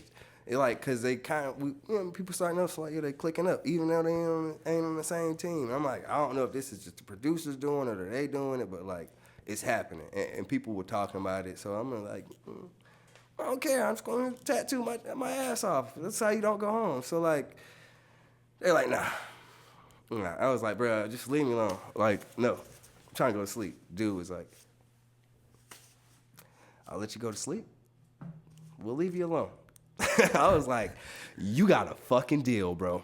I will go say something right now. Like, I don't know what I even supposed to fucking say. So he turned your shit off? Or did he like lock your phone or like? Nah, like I don't even want my phone right now. Like right now I just want to go to sleep, but the day is running off. Well, that's what I'm saying. So when the guy said, I'll leave, what did he tell you that he was like, I'm gonna let you go to sleep. Like all I want to do is go to sleep, just relax. It's like a down day, but you can still create content on a down day. We in there living with each other, so like they like, we want you to go in there and say something, and I'm like, I just don't agree with that. Like, you know what I mean? Like, what was it? What did they want you to say? Like the girls are teaming up. Right, like even though it was like split teams, so you got 2 girls on this team, 2 girls on this team. Now y'all to make it a superpower, but it's like you know that you will never say anything negative towards her tattoos now, and you won't say nothing negative. Like that's kind of like crazy. Meanwhile, the dudes are in here like, yo, you can fucking go home tomorrow, bro. I'm sorry, man. Fuck with you, but gotta go home. You know what I mean? Like we're not like making a powerhouse. So it's in the background, it's starting to sound more about a woman winning. And I'm all for it. But I also want to win too. You know what I mean? Like, I'm not just going to give it away. Sarah Miller's a fucking great tattooer. She didn't win though. You know what I mean? So I understand the want and will to win, or let's do whatever so one of us win. Why the fuck do I have to say something though? Well, what did they make you say? Nah, I came out there and I was like, man, cause he was like, you can go to sleep after this. We won't bother you for the rest of the day. That was the deal, right? So I am like kind of like just wiping crust out my eyes. I go sit in the room and like somebody kind of like, you know what I mean, did their job. They was like, you know, she's been talking shit too. Like, you know, you gonna go home next. I'm like, man, I don't fucking care. Like, that's girls gonna talk about what they want to talk about. Like, I'm trying to sit in the back. And we started talking. Like, I think they got her in there. When she came in there, she was pissed. She was like she was ready. And I'm like, yo, I don't know what's going on, but like, let me. I don't know what to say. I'm like the kid. Like, I honestly felt like I'm in a playground and somebody pushed me in. I'm about to fight. Like, I really. Like, right. You know what I mean? I can't because that's because like back in the elementary days, you would push someone, like you would square up with someone, then someone would shove you into the next, so y'all would start fighting. That happened to me, and I got hit in the eye. I got popped, and then that dude felt bad because he didn't want to fight. Like, we didn't want to fight each other because we were homies. Yeah, I was just there for the circle. You feel me? Yeah, so, like, and then when someone pushed me in, he turned around and clocked me in the face, bro. And we were in the office, and he was like, bro, just don't say anything. It was an accident. Like, he's like, we're homies. Like, and I was like, it's cool, man. That's a man. We don't but it happens. His friends locked in like that. Over it, he chipped my tooth. I was like, hey, cool. Like the way it ended, we ended up being besties. Like, but like fucking. So you went in there and I go in there and like, when you shooting the scene, right? If it don't go the way they like, you gonna start the fuck over. You feel me? So like preset to this, I get right back on that, right? We did like the triple back challenge, and like we all supposed to work together. Now I felt like our shit kicked ass. I felt like we most definitely won. I really did in my heart, right? I don't care how much work I did. The other team won, and when we come walking in, they're like, "Well, we need more energy," you know, and it's starting to feel like Simon Says, and I'm like, "Damn, I don't know what y'all want us to do," but everybody that's coming in this door just lost, and you just worked your ass off on 3 different people in one day to make this sick ass triple back piece. So like when we come in, everybody kind of just like, I'm drained. I just want to lay down, kind of get my phone. You know what I mean? Like they're like reset. So like we all get back in line like we in elementary school and just. And I wasn't the class clown, but every now and then I would goof off. My last name's Smith. I'm usually in the back anyway. So like somebody was like, man, fuck that shit up, bro. Don't say that to me and let me be in the back. I realized I was the last one in line. I was like, I got this. So when I come in, I'm just going to pull the door a little bit harder for energy purposes, right? I don't got nothing to say. We lost. I kind of get it. They judged it. It's whatever, right? I'm not a judge. We lost, right? That's what we're all like kind of just taking it for face value. Like, so we have that energy. But I'm just going to pull the door. I don't know what to say. I pulled the door, dishes in the kitchen started falling out the cabinet because I pulled the shit out of that door. I didn't want to reset no more. But like the dude, the boomstick, he just slid out of nowhere and was like, and like, I was like, man, fuck that shit. Y'all know y'all lost, man. I just started tripping, right? But then I felt like a dog that was barking at what he thought was an intruder. Like I don't know why I did that. He just gave me he went like that. I just don't, and right now I realize we're not resetting. Everybody's finally sitting down. I just sat in the middle of the room like this. I didn't say nothing else. I just like, I was playing. Like, this is for TV, right? Like, and this is like third episode or something. I don't fucking know what episode it is, but we all in the house for sure. So like, they were like, yes. That's because it created static and everything, right? Yeah. And I'm like, this is the stage at me being on TV where I'm like, well, if you actually have to do something, this is what you do. If I was an extra, I'm going to get me a scene. You feel me? Like, but like, it worked. They said mics off. We could take mics off. Everything's going, so everybody in line. I was like, hey, just before everybody get out of here, I just want to say I was just playing, and the room was split. half the people was like, bruh, thanks, bruh. Like, good shit. Like, and then the other half, like, Gary, rest in peace. He was like, man, no, man. And I was like, no, I was just playing. He was like, no, bro. You were like super cool, bro. Then you just came in here and like yelled at everybody. I was like, it was for the resets. I didn't want to go back. I broke the dishes. I was just playing.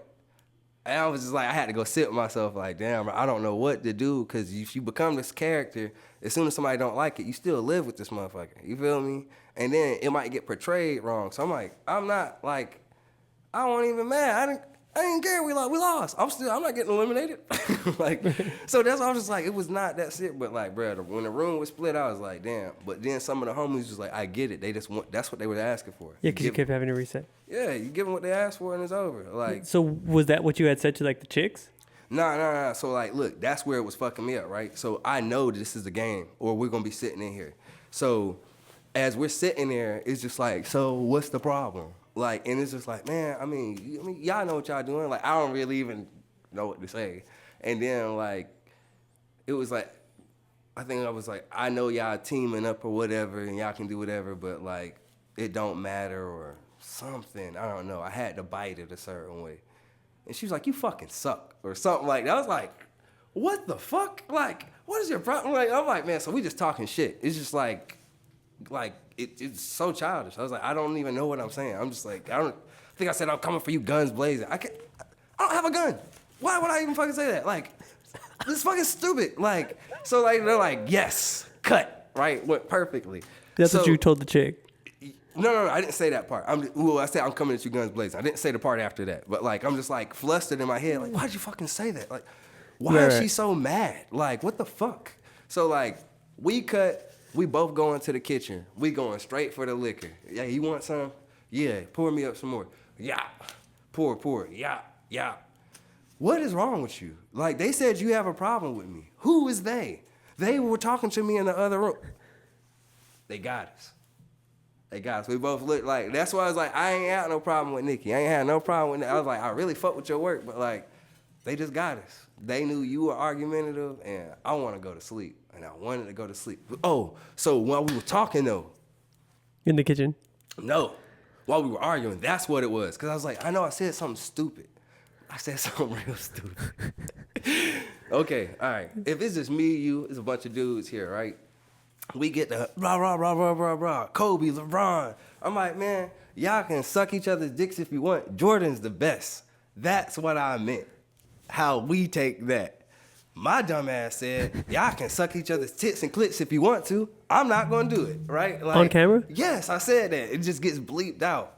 But she was like, oh. Like, and I'm just like, because all I'm saying is if y'all want to team up. I don't got nothing to do with it. Like, didn't want to be on fucking teams anyway. I just came as a lone wolf. That's how I saw it, right? Like, but I said that. I remember that was the issue, right? Because then I'm like, mic off. I know we got fucked. You know we got fucked. I'm sorry that just had to happen. I'm going to fucking bed. I guess however it was translated by somebody else, like Servone said this. I know I'm laying in my bed and the dude's sitting there like this, like, yo, Servone, I need you for another scene. I'm like, what? No, that's not the deal, bro. He's like, it's about what you said. I was like, what did I fucking say? Like, mind you, I'm like, I'm so tired, bro. Like, fuck it being tired. I was so fucking frustrated. But like, y'all made me say something. I don't even know why I'm saying it. And then you want bites. So I gave you a fucking bite. But like, I didn't mean actually go back there and lick her pussy. Like, I meant just like, bro, you guys want to fucking team up. I'm just not going to do it. If I was talking to dudes, I'd say, bro, if you guys want to suck each other's dick, you do that. And then the dude's was like, you shouldn't have said that. I was telling the dudes because like now I'm like extra sleepy because I actually started falling asleep. And now I'm in another scene. And it's like 3 of the homies like, bro, what did you say? And I'm like, what are you guys talking about? They never even aired that scene because it's me really understanding like, bro, I didn't mean what they about to make this look like. I'm not trying to fuck up my female fan base. Like, it's going crazy out here. So like, I mean, if they did do it, I wouldn't mind. I'd be just fine. Like, you could do it all you want. Like, I don't care. But, like, I meant in team up. No, yeah. So, like, it was taken the literal way, I guess. And they're like, we gotta get his ass the fuck up on out of here. I just felt like I was the villain. I was like, I didn't mean to create this arc, but yeah, I was doing it for sleep. That got you kicked out? No, it didn't get me kicked out. I just felt like the girls were about to gun for him, like, you going next, right? And it's just like, yo, I meant no offense, but like, I'm completely telling you, you can team up if you want. I just don't care. That's all I should have said. But after that, you fucking suck. I was like, well, you can fucking suck on each other's tits and clits if you want to. I don't fucking care. I'm not gonna do it. That's it. Like, in fact, I would have done it. You know what I'm saying? But like, team up with me. I would love to team up. Probably would have made it further. Who cares? But like, I had no problem with the chicks. And I was like, this is the part where I was like, I lose the war. I'm not going to win this fucking argument, gang. Bruh, have you not seen Nikki's warpath? She was not fucking around. And in fact, Boneface, he down in Pensacola, Florida. Damn, I almost don't want to talk about it, but like, it was on TV. But like, he got into it with her. And I think she was like 22 or 23. And like, he was like, I don't know, he just had perspective on certain shit. But she was talking about like him sucking, and they was having a similar baited out thing or whatever. But his punchline was great. He was like, why do you look 40 and you're 23 or something? And it was just like, it just went viral. It was like Shade Room viral. Like, I wasn't even there, but I felt like it was like a get back, because he was like, yeah, you took a bad blow for that. But yeah, I also, like, it was easy. I was easy meat, man. That tattoo I did when I got eliminated, it was ass, which leads to the other shit. Like, I said that, and I was like, damn, I did this for sleep. I'm confused. I'm saying what they want you to say on TV to go. You know what I mean? Like, because it's not what you want. Like, the Matt and it was the twins on the show. Right. You remember anything they said? No, because I only watched like certain parts of it. They just never said anything really. I think one got eliminated early, and then the other brother that was on, he just didn't talk much. But he was like, he's like Ghost Town, Erie vibes, all black work type. He just don't talk much. But you realize that you don't get camera time if you don't talk. Even some of the clients on the show, the canvases, some of them have been there multiple times. So like, even on season 8, there's a dude, if you look at his body, he's been there multiple times. He's been tattooed by other people on the show. But he was giving an artist a hard time for camera time, in my opinion. Right. And that cost him a good tattoo. That dude was gonna kill his tattoo. The tattoo ended up going south, and he felt like he got a bad tattoo. Whereas there's one time on the show, this dude said, I want a wolf on my head. So they're like, give it to the dude, we want to go home, right? It's not going to work out. That's hard to do. Tattooing something. He might be 2 minutes in. It's like, I can't do it. The dude got back there with him. He's like, so you want a wolf on your head? He's like, I'm taking it. This is what y'all going to give me. I'll do it. The dude was like, I want a wolf on my head, but if you don't want to do it, you can do whatever you want, just not on my head. It worked out perfectly for him. Sometimes you get a perfect canvas out of like the worst situation. And they were like, damn, we gave him the best one. He would let us do anything. And dude just kept kicking ass. So like, you take your punches there on the show, but like, it's still a show.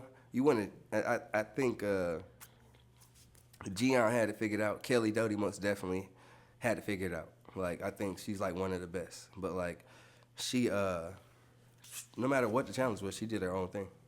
Mm-hmm. And I think that's what, if you made it that far, I would rather go out doing what I do, and I know I do, regardless if the client even want me to do that, because fucking I'm showing people what I do. That's why, like, even on the show, like, I did some traditional pieces, right? And some people are like, yo, he's a trad artist. But it was like, when I had to do the 1v1, that's kind of like my thing. I can like break down what my opponent's good or his weaknesses are. Mm-hmm. But I did like a rhino on there, and it was super fucking cool, bro. Like, I felt like, man, like the time constraints wasn't that serious. I just got to do what I knew how to do.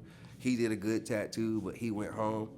I actually did redemption because of that one. Was it in the redemption is the grudge match? Nah, redemption is where you come on and you see the client that you basically fucked up.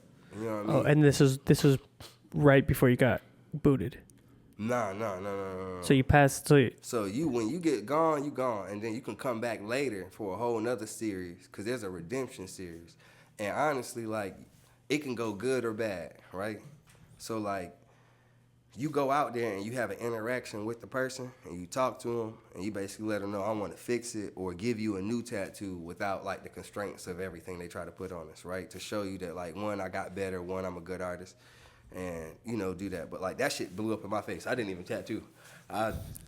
The dude I beat in the show, he got to do the tattoo. They gave the canvas a choice of who they wanted. So I was like, damn, bro, this fucking sucks. But then later, how'd this shit work? Okay, so after the show, I don't know what happened. I lost my job where I was working, right? I come back. At tattooing. Yeah. Because after you got kicked out. Yeah, after you got boot. Yeah, on season 8, before redemption or anything. How far? Oh, so how many episodes did you do? Like 3? I think it was like 5 or 6. It was like 5 or 6 episodes. Yeah. So and then you got I was booted. Gone. Yeah, I was gone. And then when you left. Yeah, when I left, like, I do all the wrap up stuff they need me to do. I'm around. I kind of let everybody know I'm coming back. I couldn't get in touch with the owner. I came back. All my shit was packed up in the corner, and I was like, yo.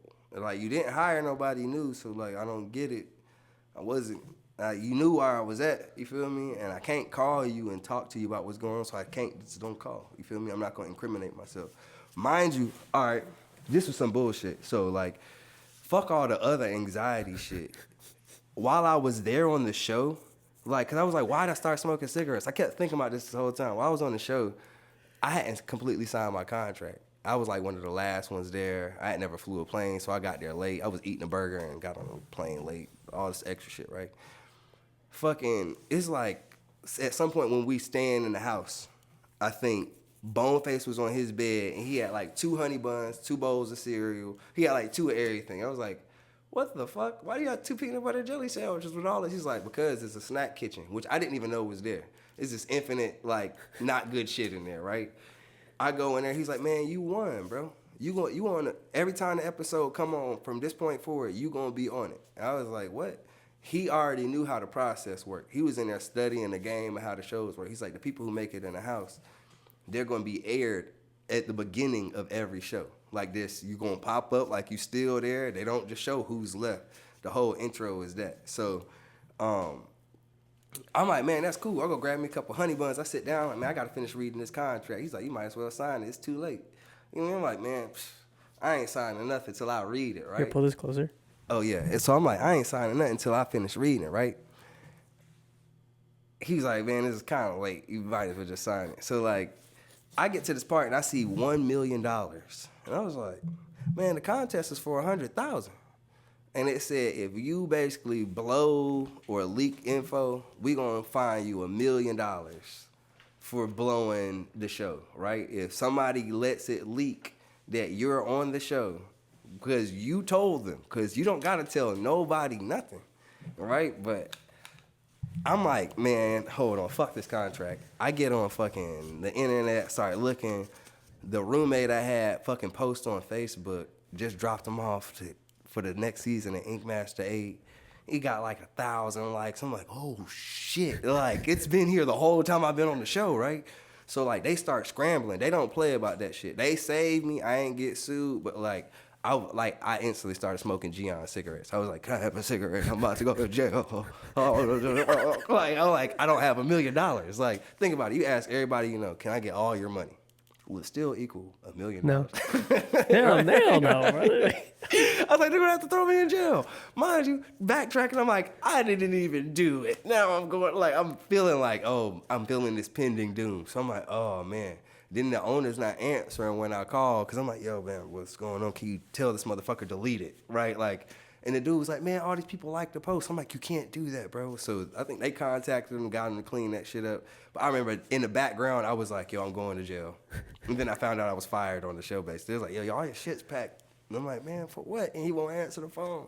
So I was like, damn, man, whatever it is, gap in communication, I come back from the show and all my shit packed. And I'm like, damn, bro, like, I don't know what the fuck I'm gonna do. So I just ended up like hitting the road, started just going crazy, showing everybody whatever style you want, I got you. You feel me? Y'all realism shot, I got it. Y'all want some traditional And that's when you shot? started doing conventions after Ink Masters? No, I had did a couple before, but I just started like running around, like doing the ones I could do. Like it was like Villain Arts was like everywhere. So like I'm like I could be anywhere right now. And then I don't know how the fuck I did it. So like during the show, I had let some people know, like, yo, bro, I'm about to lose my job. I'm pretty sure, like, I ain't got no job after this. Look, I don't give a fuck about this show. You hiring? I'm like, for real, I'm like, the place I came from, I'm not above asking for a job, right? So a couple people knew, like, yo, after all this is said and done, if you want to work, you know, you can come here. So I went and guest spotted at, like, Sketchy Lawyer Shop, went to Boneface Shop. I went to Tito Shop in Jersey and kind of just started fucking with Jersey. So I'm up in Jersey, and I worked with him. I did the redemption episode there. Did not go as I wanted. But we was working with each other. My thing with Tito is even on the show, he has his personality. That's just who that motherfucker is, bro. Like, he is a star in his own element, right? So, like, he who he is. And we would have traction with each other because, like, he was like, don't do Japanese. And I'm like, but I learned how to do the little bit that I know. So, yeah, I mean, I'm doing it like how you do yours. Like, but I guess it was like biting into your market. You know, but I'm like, your client's not coming to me. So like we would have like shit like that, right? And I'm like, bro, like you tell me you built me up or made me this, but we was on the same fucking show at the same time. I'm like, I don't give a fuck about the show. I just want a tattoo, bro. So like we started beefing. I left. I feel like I was like the angels are always watching because like next thing I know, I get a call from one of the producers like, hey, man, we doing this 1v1. Is that the Grudge Match? Yeah. So I'm just sitting at a whole nother shop somewhere in Jersey. I ain't talked to Tito. I don't fuck with him. You know what I mean? I'm just like, it is what it is. Business is business. Yeah. I just left, bro. Like, it's cool. So, like, they was like, yeah, but we need a premise, though. Like, why is y'all got a grudge? So, like, it was like, technically, he probably should have went home before you did. I ain't give a fuck. I did a bad tattoo. I'm not crazy. I did a bad tattoo. Like, that's how I looked at it. So, like, but that's what, you know, you got to punch those lines in at some point, right? So, like, I was like, why can't he just have a problem with me or something, you know? Well, it's like, we know he has a problem with you after you got to stop working because he was just posting crazy shit online. I just, whatever. I don't follow you, bro. I don't see it. Don't bother me.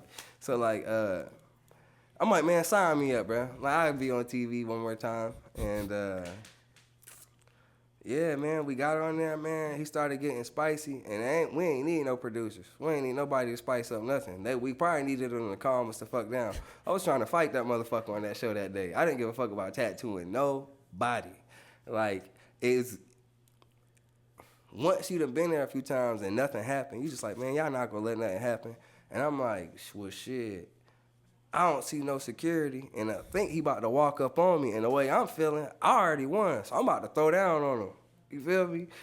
Man, no lie, it's not an angle, but I just remember when security came and grabbed my little ass, bro, like a Birkin bag. He was like, yeah, you balled your fist up. I'm like, bro, I never even saw you. Where'd you come from? But like, I was ready to start swinging. But like, they just try to prevent that shit from happening. Because They had one episode where like, I don't even know the artist's name, but he tattooed like some biker, and the biker brought his wife back for the redemption. And his wife just kept talking shit. And the dude was like, hey, am I still gonna get paid? They was like, yeah, still get paid. He was like, all right, well, fuck you and fuck you. I think he called her like a whore or something. And she spit in his face, and I think he mushed her. And then you see the whole set come on to camera. Like, and I'm like, well, he ain't about to spit in my face and touch me, so I was ready to, you know what I mean?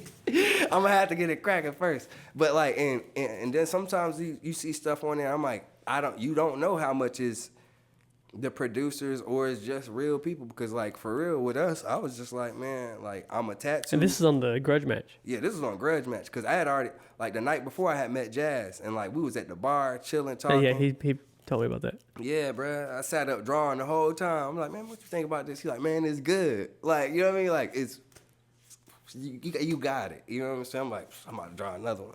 You know what I mean? Like, I'm locked in, because I don't know, man. Sometimes I feel like I gotta win for some kind of greater good or whatever. It's just a win for me. You know what I mean? Like whatever. But like, I ain't really fuck with him either. Once I was ready to throw a punch, I was like, I'm ready to go. So like, fucking, it is good for like TV drama, but like it ain't tattooing, man. That ain't tattooing. Like, I got to do real good tattoos that day, and I like at this point seeing how they might work me up because they might have somebody come in the room and say something that really get me amped up. But I was like trying to tell them, I'm like, hey, y'all keep fucking with me, I'm gonna go a little bit further than y'all want me to go. So I'm not really like riding this line no more. Violence is the answer. Nah, it wasn't. I just felt like if he keep walking up on me, but you have to get violent in order for them to know. So violence would be. Yeah. I was like, hey, man. Well, I think for them to get them ratings too. Quick interruption before we get back into the pod. This episode is powered by So Scared Social Club, the only brand that makes you rethink your outfit and your life choices. This brand is so underground, even moles are like, yo, where did you get that? I got y'all 15% off because I care about your drip more than your mom. The code to use at checkout is BeanDip15. Don't forget to use that because you will look just as good as me. So remember, this is an endless pursuit to chasing your goals. Go out there, crush your goals, and let's get back into this pod. Nah, I just know, I know they got like a golden rule, right? So it's like, you can't smoke. Well, you can't smoke any weed. So like, fucking, while he was on the mainline show, he was doing like I guess take a smoke break. He go roll him a joint, smoke. Nobody was really saying nothing, but then some people started complaining like, "Yo, he cheating." You know what I'm saying? Like, "Yo, he get that's PUD." You know what I'm saying? So I was like, "What?" Like, and basically it was like, "Yeah, if it goes bad, it looks bad, and if it goes good, it looks like he cheated a little bit because everybody else didn't have it or." Right.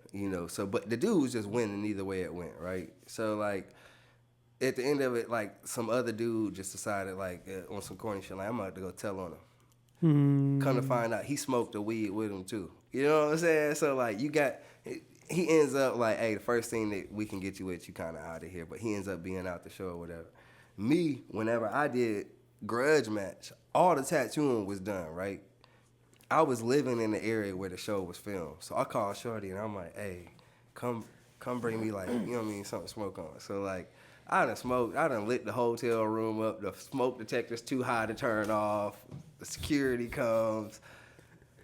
And next thing I know, there's like, yo, we gotta go film. I'm like, oh shit. Like my time was off. Like I don't know. And with filming, it's like a hurry up and wait. You might get me at 10 a.m. We might not film till 1. So right. I'm like, it just happened. So like, they get me on location. They stuck me in a room, and I just started eating all the snacks. I got in my mind I won. They haven't denounced it or whatever. I'm just like, man, my shit clean, bruh. Front to back, I did that shit. So like, all we gotta do is go wrap it up, judge who won. I'm in that bitch high. They didn't feed me yet, so I ate all the fucking snacks in the room. I ate so many fucking snacks, bro. Like, it was just crumbs everywhere.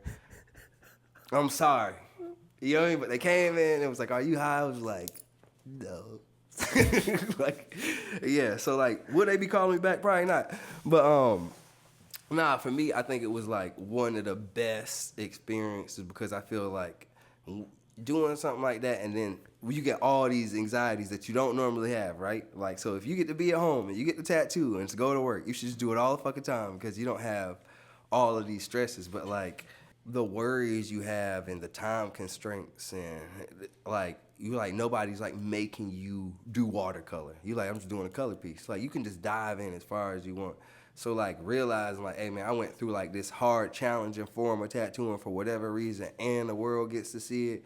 And I know TV ain't what it used to be because the internet is king. You feel me? But like, God on TV is better than being on Cops. You know what I'm saying? Fucking, I said that from day one. I was like, once I realized it wasn't a joke. You know what I mean? I was like, better being on Cops. Because like, this could have been crazy. You know what I mean? But like, I think it was like a experience, like because it is bigger. It's bigger than you. You know what I mean? Like one time somebody threw a temper tantrum on the show.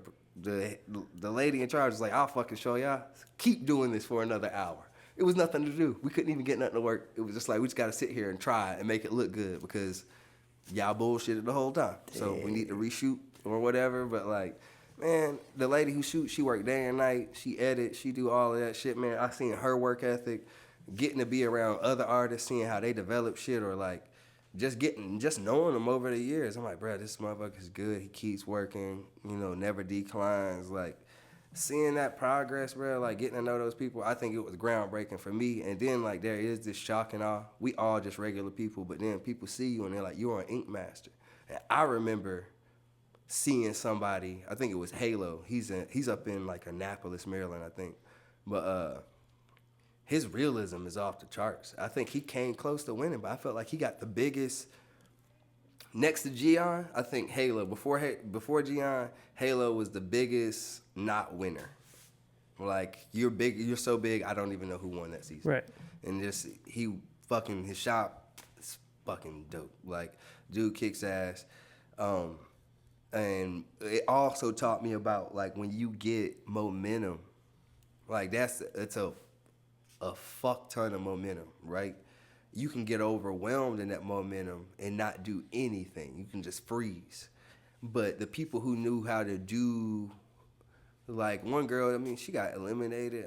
She didn't even make it in the house. Her momentum to this day still working. The city backs her. She put out all this stuff like, hey, local artist goes to TV show and they put all of this up. They show her clips. She's like, I didn't win, but I'm winning. And like, whatever, bro. You take that momentum and you fucking run with it. And like, some people like Halo, bro, like he wore it well. Fucking Gian. I could see that. I could see that too, because like when you have a lot of momentum, it's like, whoa, what do I? But being busy is a good problem to have. Yeah. I think my thing was I had no clue I was gonna be doing it, so I had no plan for the momentum. I was like, this shit is overwhelming. People are like, can you show up here or can you be here? I was like, I'll be everywhere, and I have nothing. I'm like, I'll just do whatever. That's how, just locations. All up and down the East Coast, I would move, travel, do whatever. Shit, because of the Ink Masters on your name. Nah. Like actually, at one point, like I love Ink Masters for the opportunity, but like, I don't want it to be the only thing on my rap, right? I always felt like I wanted to do something that was bigger for myself than being on something else. Mm-hmm. You know what I'm saying? So just being a certain artist in the community, or showing people like you can do this on this skin type, or if you just apply yourself, this is how you do this kind of a tattoo. Like versus, man, hey, back in 2008, I'm fucking sounding like BoJack the Horseman. I was on a very famous TV show, you know what I'm saying? But it does come with the impact, because I've even had friends like, why don't you post more about it? I'm like, I'm not doing it right now. He's like, but you did it. You know what I mean? So it's from a consumer standpoint. I mean, people would, because when I met you, it's that, hey, you have the thing. It's like Ink Masters at Tattoo Convention, so it helps. So did Ink Masters shape your career at all? Yes, that shit most definitely helped. So like while I stand side by side, right, mostly what I generally do is this, right, like just for my personal mental space, because I don't ever want to live off of one thing, because I think it's like a celebration. If you celebrate like, man, I won the Daytona 500 98, like, but you never won again. You know what I mean? You never drove again, right? Like, so like you want to keep whatever got you there going. Like, so that's always in my mind. But I think that my boy Boneface, while he was eating all the honey buns and shit, he said this is a time machine. That's what he called it. He was like, it's gonna put you in a place that you aren't in your career, that you wouldn't be. He's like, do you know how much a commercial costs? He's like, we coming on all the time. For as long as this show air on TV, we'll be in front of somebody watching it. And people watch it. You know what I mean? And people knowing my name. Like, to me, it was scary. All the people who knew me, I met them. You know what I mean? No, that's like, cool. So, like, then it was like, I might be somewhere and somebody's like, I know you. And I'm like, I've never been here before. And I'm like, I might forget for a second. But then it's like, you're a fan of the show.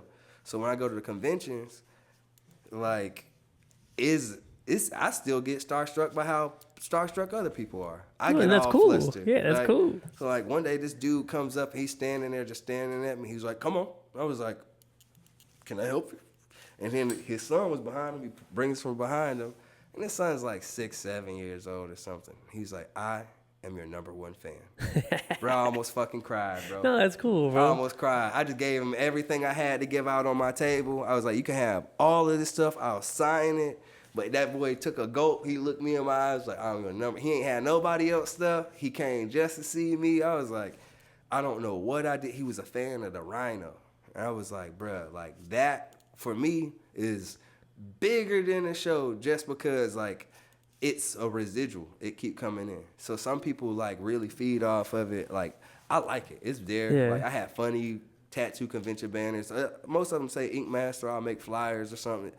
Because I still want people to watch it. You know, you get to see me in a different light, and then you see me where I'm at. And you're like, dang, he came a long way.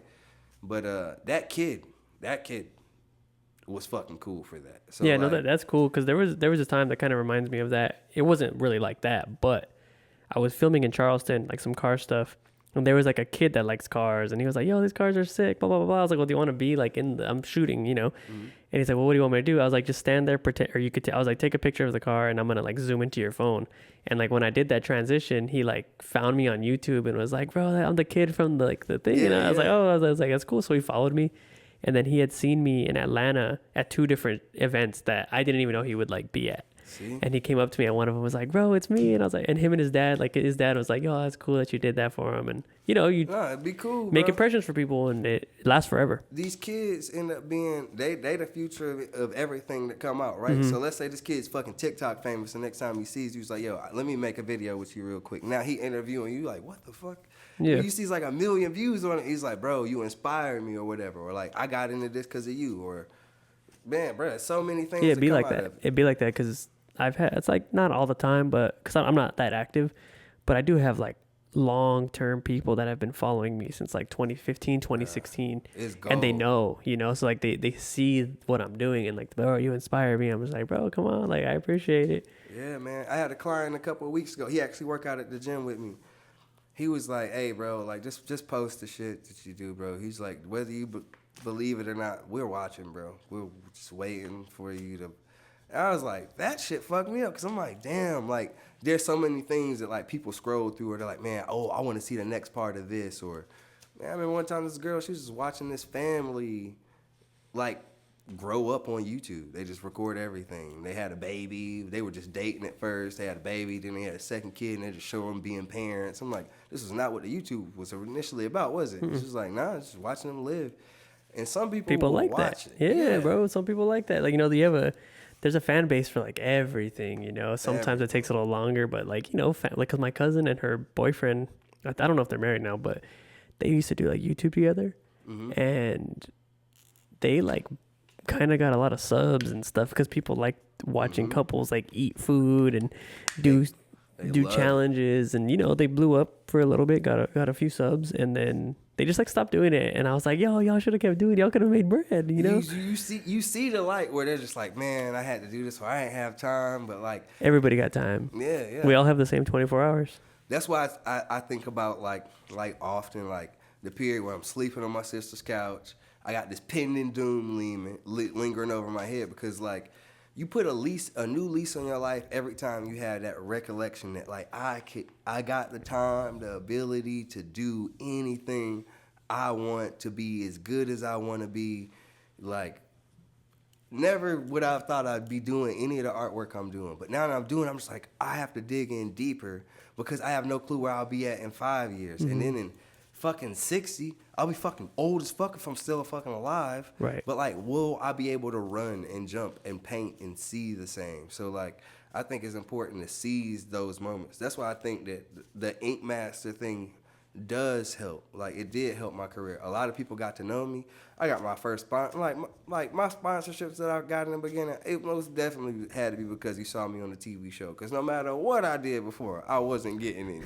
Yeah, because you had all the setbacks, you know, and all the things. Yeah, I can't even ask nobody like, "Yo, can we do a 6-month thing?" I'm like, I might not be here in 6 months. So like, I'm like, but like that thing in that, with there being no pending doom, I think that's like how society gets, right? I'm not gonna get eaten by a tiger, so I don't really gotta do anything today. I don't gotta do nothing fancy. I don't gotta go work out or nothing. I don't gotta do nothing, right? There's no pending doom. But if you think about it like, hey man, this is the last time I get to do today. You want to do everything, man. So like, and I think that's why it's like, like some people do get to like you said, they were doing a YouTube channel. It's easy to do that, but then you let something else come over and you forget about like why you were doing it. It's like it was fucking fun, bro. Like, Yeah, you know see, what I mean? I've stuck with this for years, almost 10 years now, because I started in like 2015, 2016. So I'm almost at my like 10-year mark of working with the camera, or even, I mean, I've always been around YouTube and stuff, but like 2015, 2016 is when I made this shift to like, yo, I want to do this. Yeah, it's good too. And then like, And it's cool because now 10 years later, look, man, you can set it up, you move around, you can, like, bruh, it's way more. You probably look at your old stuff and probably cringe a little. oh yeah, for sure. I always look at it, I'm like, yo, this is crazy. Why'd y'all let me post this? Yeah, bruh. but it shows growth. Yeah, it shows growth. But It gives you your sauce. Well, the thing with that is I don't give nobody sauce, but No, your sauce. You oh make yeah, it for I yourself. was like, yeah, because I give- gatekeep.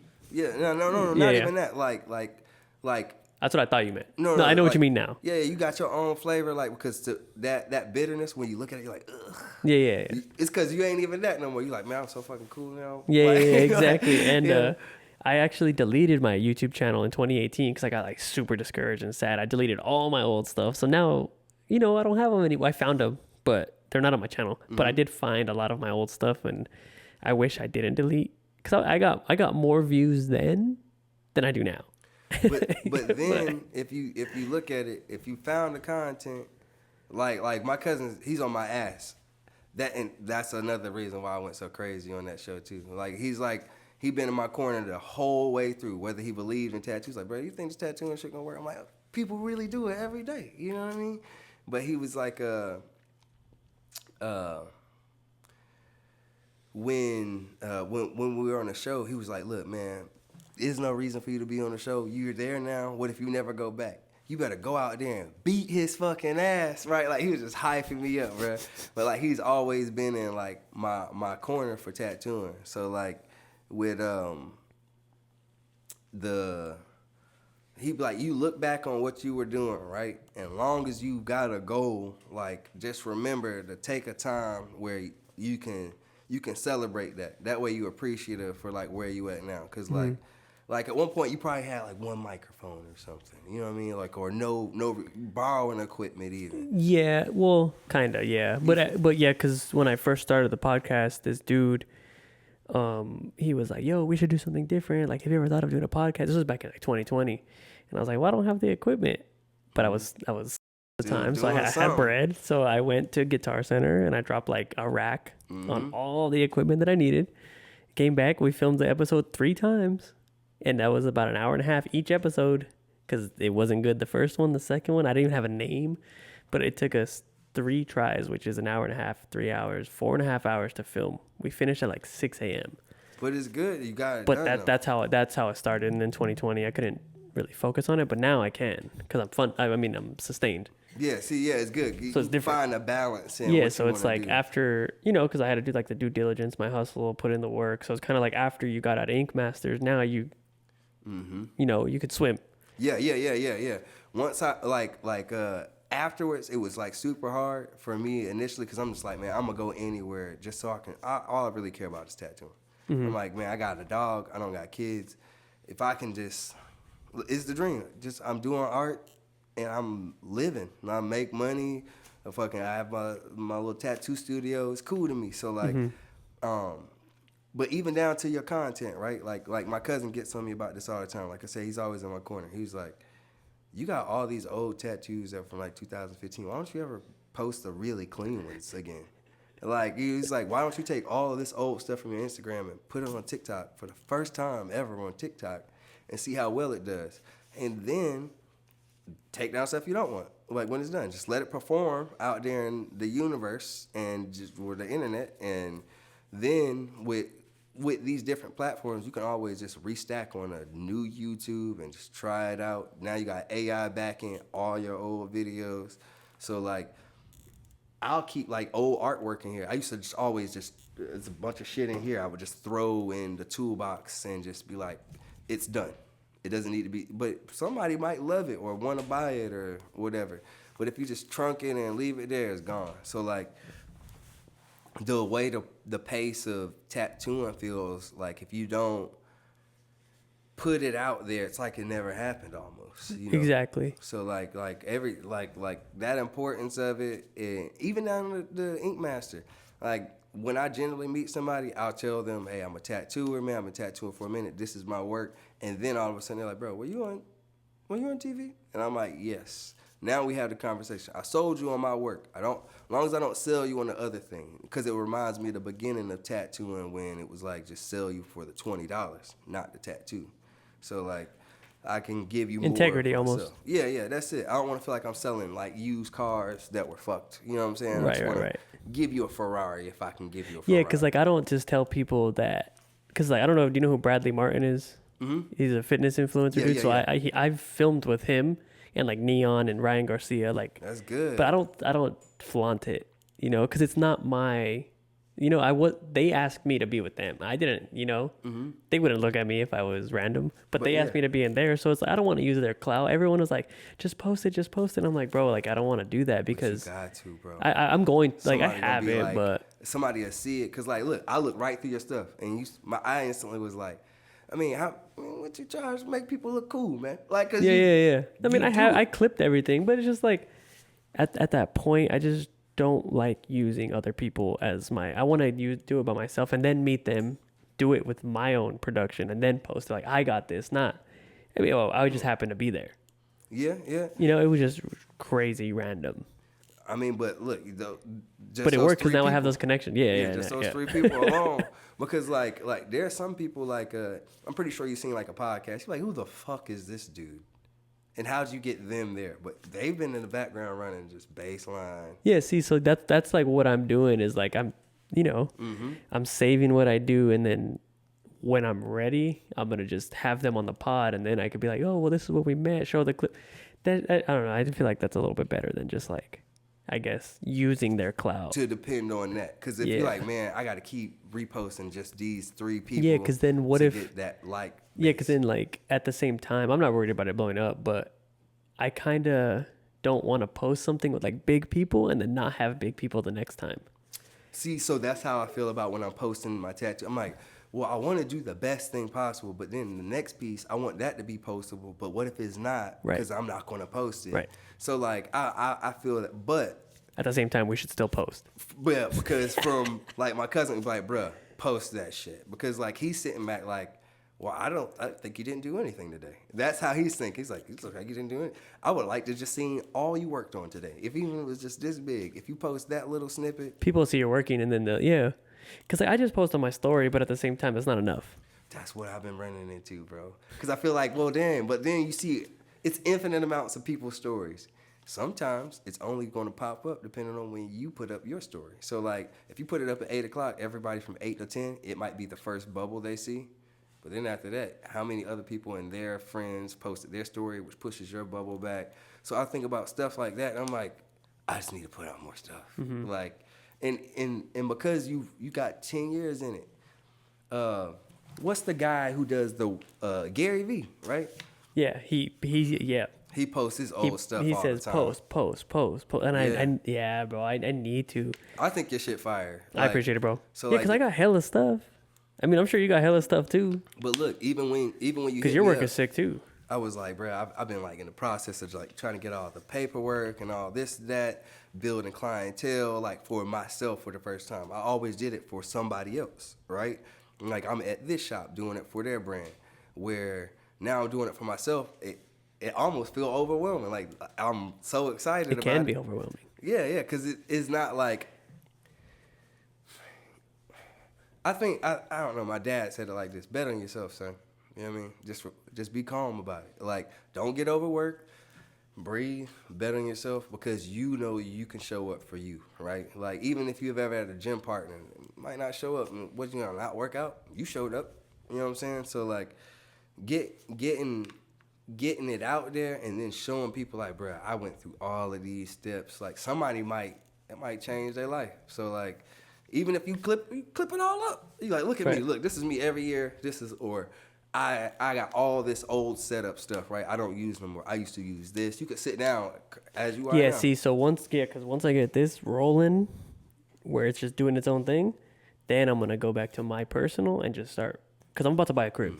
So once I buy a crib, I'll have the space to do my own stuff. Because like, I know it's probably it's an excuse, but like my office is in my bedroom, so it's like Yeah, you just walking over there. yeah. So it's just like it makes it like it makes it able to lay down like that, you know, because it's right behind you me. You turn right over here. So once I get the crib, then I can do whatever I want. I'll have a whole room dedicated just to a studio.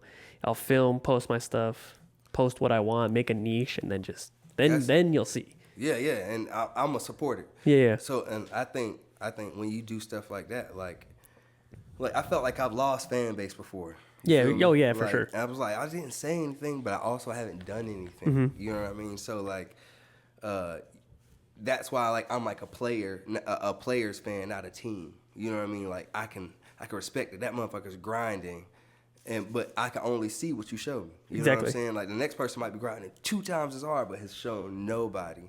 But I can only see it in either your performance or your work ethic. Right. So like, even like this picture of John Jones, it's not him kicking this I'm about shit to get out him on somebody. here, but yeah. Oh, John? Yeah, where is he? Right there. Like Oh, he that one. is my favorite fighter I've ever seen. Yeah, I'm about to get it. Well, not about to, but I have connections to get Bruh, get to that talk guy to him. on. Yeah. I will give him the original of that. Because when I seen that was like on his Instagram profile, and he's like I'm a individual type of guy, right? I don't care what camp you fight at. I care that you show up. In Albuquerque, Jackson. Yeah. That's where I used to live. I've met him a handful of times. Yeah, so like I'm not gonna be like, oh, you know, first top flight team or whatever. Like no. I just know, long as I know that like when I drew, I was like, I'm working right now, and I want to do something to somebody. Like I could draw Muhammad Ali or somebody, but this dude's living, breathing, the best, right? You know what I mean? Yeah. So like I call it like the Ash Ketchum disease. Like I want to be the very best, like no one else, and he's got it. You feel me? And I think that people should want to always be the best. A lot of people get mad at me. They're like, oh, well, why do you think you're the best? Blah blah blah blah. I'm like, bro, you listen to your favorite rapper says he's the best. Why can't I do it? Yes. Why can't he do it? Go tell him. He's not gonna listen to you. And then the only reason you're telling me that is because you have a connection to me. Mm-hmm. Yeah. If you didn't know who I was, you like can't say shit. The dude who made emojis, he's fucking rich. But everybody was like, nobody's gonna do that shit. Right. Right. Same with the Siri dude. Yeah. Right. Like, Apple bought Siri off of this dude for like bread. So fucking crazy, right? And so like there's like I think of it like this, right? Sometimes you need your own custom motto, and you got to have this undeniable belief in yourself. But what places an undeniable belief in yourself from time to time is the fact that someone else believes in you more than you believe in yourself, right? Now, you kind of want to breach that point and believe so much more that it becomes real to you, because no matter what anybody tells you, you're going to make it out of your situation. So like I said, like between my mom or like my sister, like I just felt like there was times where it was like, no, you got this. Like it was never, not like a coddling thing. It was like, no, just think about it. Like you figured it out, you got you a plan. Like I'm like, this shit not gonna work. But like them having that belief, and then you start finding people in your day to day that believe in you. Next thing you know, you have this team that you start building, and you like, hey, like the assistant thing, right? Like sometimes it's just, I don't know what the word is called for, but it's like you want to get a new car, and all of a sudden you know you're going to buy the car, and then all you see is everybody else who has that same car, and now you know how you want the car and the differences you want. It's kind of like you put it out in the earth, and now it's all that's on your mind, right? So the things you building, I think like step by step, even for me, when I'm doing a painting, sometimes I don't even see how the fuck I do this shit, bro. I just believe in myself. Yeah, because I like your paintings. That Freddy Krueger one is my favorite one. Yeah, bro, I'll get you a print of it for sure, bro. That thing is sick. Yeah, bro, like I almost definitely get you a print of it. Fucking, but like even like this, like you saying like I'm gonna get John Jones, right? When you do it, I'm like, that's that belief I'm talking about. You just gotta know it, bro. I know it, bro. I know for a fact, because I mean I got coming on. Oh my god. Actually, it's confirmed. One of these a couple years ago, he got me first place, his Kobe tattoo. Fuck, I was like, I just wanted to. I think this came second place, and I was like, oh, I knew it was his tattoo when I saw it. But that's also what I want to inspire. When people see it, it's like that's Servone's tattoo, right? Yeah. So like, but he put it out there. He showed people, and like, he's one of them. Yeah, He's I have him one on of them. It's already confirmed Bruh, dude is good. at 2 p.m. I think I told him I'm gonna catch up with him one day. I got a bad habit of telling He's people cool, that. bro. But yeah, no, not just see him. Like, no, I'm gonna be just as good. Oh yeah, no, I feel Just let my he's cool. ass He's catch him cool out. too. But yeah, no, he's super cool. Never in a bad way, cause like his work inspires me. He makes me sit down and like do. Want to like, be better. Yeah, I like did this in color pencil because like I know like he's a color pencil guy, and that's how I got to figure out most of my shit. I'm not traditionally a painter. I just started. I was like, I guess I can mix these colors after a while. Right. But yeah, man, I think that's the most, like, you got to have that undeniable belief that, like, whatever it is you're going to do, because I swear, everybody was like, he's tattooer. The dude was just doing fucking magic tricks. He's going through a fucking phase, tattooing himself. And I got my tongue split. My mom was like, you just ruined your face. I'm like, what are you so mad about? I'm not about to eat your pussy. Like, it's my tongue. I'm like, why are you so upset, Mom? Like, it's in my mouth. But, like, you know, people have these outlooks, right? Right. And I'm just like, bro, like, every time I find myself celebrating some kind of success, it's way later than I should have celebrated it. I kind of just had this coming to light, like, bro, I'm fucking doing it. I'm doing it. Like, I'm just like, I'll be sitting somewhere, probably smoking a joint, and I'm like, I'm fucking tattooing. I'm killing it. I got the desire to still get better. Like, that was one of the things I worried about. I was like, what if I get to a point where I just stop not not loving it? And like that's scary. That's scary. But like, never felt it. It is. Yeah. No, because I think about stuff like that too. Because like, I love this, bro. This is like my love, bro. Like my first real, true. Like this is my obsession. You know, like I don't know if you've ever seen the movie Hustle with Adam Sandler. He's like, "Are you obsessed?" Yeah. You know, and like that right there just speaks levels. You just gotta do it, man. Like, and it can get in the way of personal life. Like, I feel like that's part of the reason why I it has to get in the way of personal life because, I mean, I don't want to say kids are like, you know, because if you build a family, your priorities have to switch. What are you gonna do? You know, like it's tough. So bro. I don't have no kids. Like I'm chilling, bro. So yeah, I be looking. I'm like, bro. I feel like James Franco. I'm like, I've been pulling out for years, son. Like I just like I can't go down like that. Not without like when you set goals for yourself, right? Let's say I'm running a mile, right? And I'm like, oh, let me run a 4:30, right? As soon as I run to 4:30, I'm trying to run a 4:25. Exactly. As soon as that shit is done, but it will probably take me months to process. Bro, you did a 4:30 or you broke 4 minutes a minute ago. Like, what are you doing? You know what I mean? Yeah. But if I say this was it, I might sit on it too long. So like that's why I even down to the Ink Master shit, I love it, but like I can't sit on it too long, cause like if I do like this painting, like even this, right? Like when I did it, I sat on it. I was like, that's good. I can't do that shit again. Like I just I was good, like bro. So like I felt like it was good, but like I can't do it again. I can do it 1,000 times over. I just create more shit. That's the best part about it. Like I kind of wow myself, but when I sit down, it's like I like to have this vision of me doing it. I just know I'm gonna do it. I believe that I'll finish it front to back. I'll make the design I set out to. So like even with like you putting out all your shit, bro, like I feel like that's the only reason why I get anywhere with anything. I just kind of believe in myself and shit. Life will bring it to you. Mm-hmm. Life will bring it.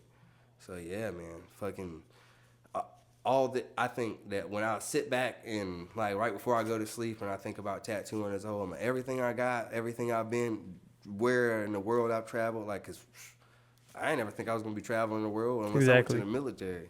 Next thing I know, I done went overseas. I'm like, bruh, if this is for money from tattooing. If you would have never opened your window. Bruh, yeah, if I was cool with that funky ass dorm room smell, might not have noticed it. They was bumping that day, you know? So like, and then it's just like the initial background go, I wanted to like do art for video games or something, bruh. Have you ever looked at the fucking credits for that? Does it look like Smith is up there anywhere? Like, you know what I mean? With barely. It's probably like 8 slots for Americans in those slots. Even then, it was just like, I didn't really care. I'm like, I could play video games. As soon as I started tattooing, I was like, oh shit. I could buy a new video game every day and play video games all I want, all night, and still go draw all day. I was like, I was just going to go get paid to play video games, but now I'm guaranteed my position in drawing. Right. So like, it felt more like, I love tattooing. No, I love that. That's good. Yeah, you could have. I feel like, especially in Jersey, I had never experienced below zero weather before I was there. It's fucking cold. Yeah, I was in -14 a few months ago. Bro, that tightness, like, I don't like that shit. So like, fucking, I know I could be fucking cold, sniffling. I could have a headache. I could be fucking sore from Muay Thai. But once I sit down in this fucking chair and start tattooing, it's all out the fucking Nothing window. else matters. Yeah. Yeah. So like, the absence thereof of tattooing sucks. So I want to do it as much as I can while I can. And even when I'm old, let me fuck you up a little bit. Yeah. I know I'm a little shaky, but then you getting a classic, baby. Like, I've been doing this for 50 years. Like, you know what I mean? Somebody was like, I mean, that's what you want to do forever? I was like, I think if I could choose a way to go out, probably be tattooing some fucking young chick, she's probably getting some fucking niche shit that I can do as an old dude. I'm like, you like the little moon? She gets up, looks in the mirror, and was like, I love it. And I'm in the chair like, No, you know that's. I went out in that no, like no worry zone. Like, there's nothing that can bother me. Everything outside has to stop because this line has to be clean. This shading has to blend in smooth. I'm just locked in here to make this last for longer than the moment it took me to do. So like, you know, fucking people cook and they make food, but it gets eaten and you can only enjoy it for that moment. But I'm like, you get to enjoy this shit forever, bro. So like, catching shit on video or audio, like, it lasts. It's timeless. Yeah. You know what I'm saying? So like, I think, man, like, it's almost like a calling, and which is why I'm also super thankful for being on the show, to show as many people all of the stuff that I can before one day I have like some shitty great grandson who puts all the shit in a box or something and doesn't appreciate it. You know, maybe make the world appreciate it to where they want to find it and acquire an original or something. So down to, whether it's a tattoo or the art, like that's the goal, you know. So what about for the rest of 2025? What are your goals? Because how long have you had this space? A few months. A few months. So like, for me, it's just handling the business stuff so I can do the, I guess, media stuff, promote the business, get it out there. You know, a lot of it's footwork too. You know, you gotta go shake some hands and meet some people. But like, I'm not accustomed to doing it. I like trying to just stick to the art. But because I want to be in charge, figure that shit out, I got some people who want to come in and do some guest spots. I might hire 1 or 2 people. But other than that, from here, if I don't take one of these locations in the shopping center, if I don't stay here a little longer, I'll still be in Virginia Beach, but my traveling will expand.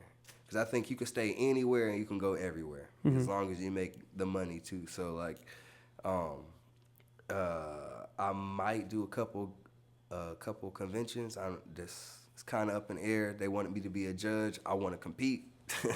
I try to tell them every time, like, I don't want to judge anybody. I just want to go lay my shit out to be judged. But yeah, just keep working on, like, just building it up, learning it for the first time. Most of the time, it's just like I'm following somebody else's lead, but I think you got to, like, follow before you lead. So, fucking now that I'm doing it, hopefully I can help somebody else get in the tattooing, to be honest. Like, there might be somebody out there just drawn or trying to figure it out before they get too much of, like what we're talking about, like, what they think they know going on. I can just show them, hey, do it this way. Lead them on out, and that way, whenever they decide to flap their wings and go somewhere else, it's just a real fucking solid tattooer out there that, hey man, I can be proud to say I helped. You know what I mean? You could tell them, bring me 25. Bring me 25. Like, you know what I mean? Like that was so crazy. You should. Man, my neck got so hot. I thought, but it was cool though. I learned a lot about what tattooing wasn't there. It was a party. It was a party. It was old tattooing. They were every day felt like I was at a nightclub. I don't know what, I was like, this don't feel like this is what it's supposed to be. But when I left, I got to see a better side. But hey man, it was worth every dollar. Like, I wouldn't change nothing from, yeah, because any slight change, anything in the multiverse, I'm some fucking doctor or something. Bro, if you didn't even open that window or one subtle change could literally shape your whole life. I could still be nursing to this day. You know what I'm saying? Just like, I just got used to it, you know? Just fucking stayed in North Carolina, but like, nah, I just wanted to see more. Like, most people never move more than 50 miles away from where they grew up. They just stay there. I moved across the country, so. You feel me? Like, why not? Give it a shot while 2,000 miles, bro. You feel me? Like, I don't know nobody. Like, and I think, like, that's also an inspiration to people, too, though. Like, when you do shit like that, like, it's like, man, maybe I can go out there and give it a try. Even if they fail, it's like... At least you tried. Yeah. You did it. Yeah, you got somebody you look at and you're like, look, this dude's fucking doing it. So it gives you a little bit of that belief that nobody understands where it's coming from. Yeah, because I moved across the country with, like, $5K to my name, bro. Like, no job lined up, nothing. Yeah, no, bro. Didn't know anybody, no friends. My closest relative is in Arizona, like right now. Damn. I mean, my stepbrother, but like, I mean, yeah. like immediate. Relative, yeah. But I can't just like come to my stepbrother and be like, yo, let me move it. That's like what I do. Yeah. You know, I can't just pack up my stuff and go back to Arizona. Yeah. The U-Haul, the car, like. It's hard, bro. That shit is hard. So that's what I did, you know, and like I made it work. I had to. You got to.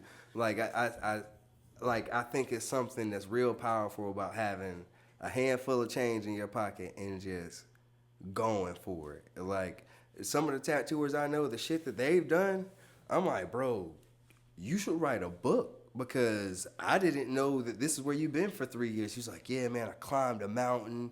I was train hopping. And I'm like, what? And it's fucking got train tracks tattooed on his face. I was like, this dude's a gangster.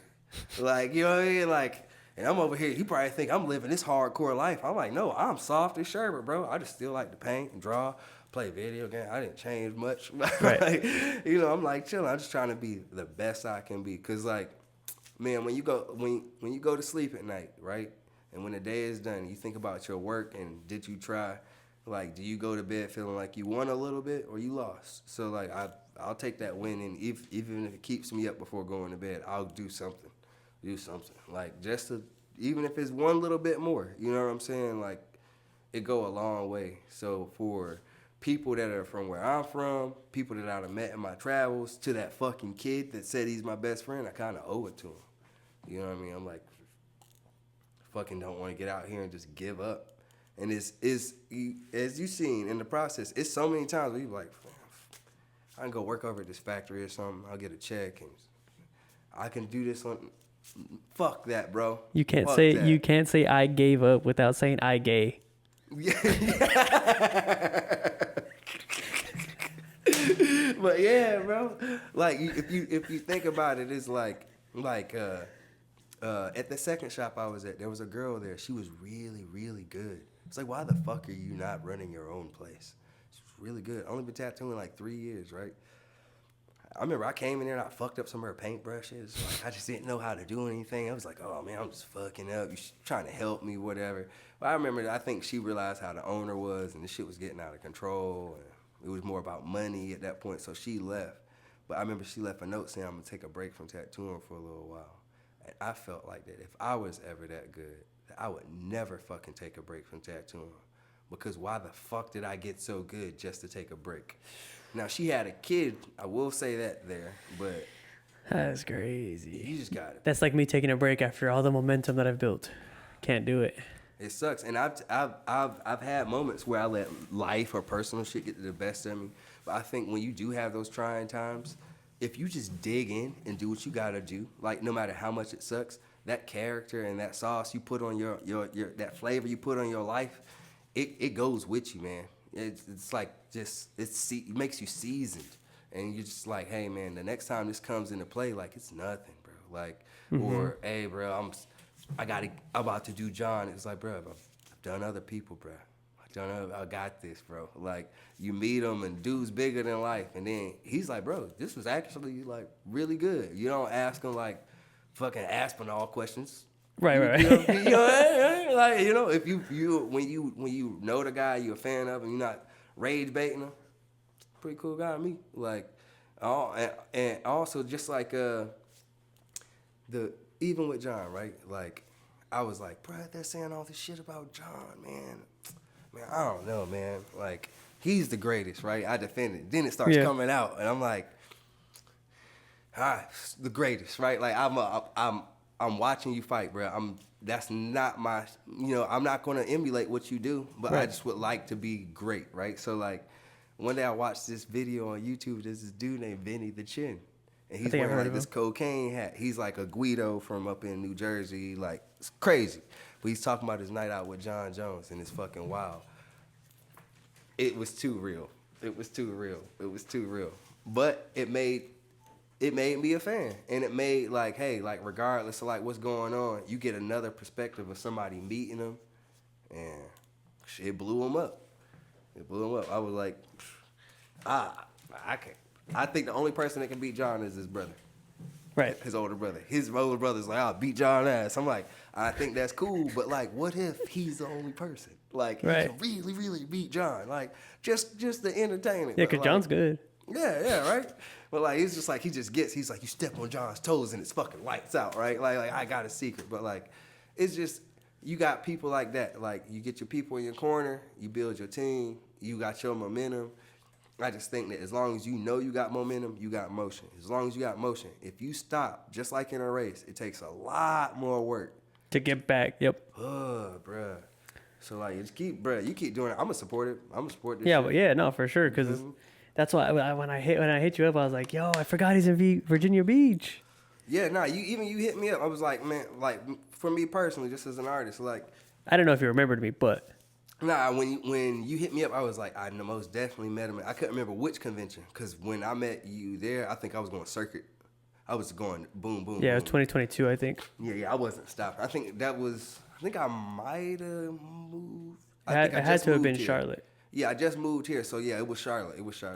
But that was good too, because like for me, I'm from North Carolina. I was never really in Charlotte. So to see the convention there, I was like, I mean, this is fucking dope. To see the city, I don't know nothing about Charlotte, but I'm like, it's all right. It's just, I think it was like the first or second one they ever had. So they're never really like blown out of proportion, but like Philly's really good. That's what I've heard. Yeah. You gonna find everybody there.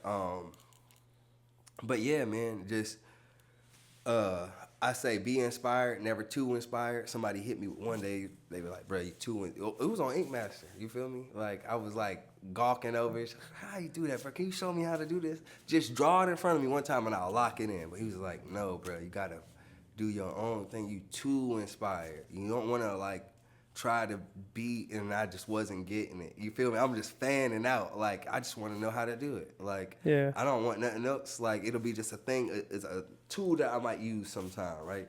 But when he said it, like the second time, he's like, bro, it's just too inspired, bro. I think he went into the kitchen or something. I was like, probably right. But I love this shit.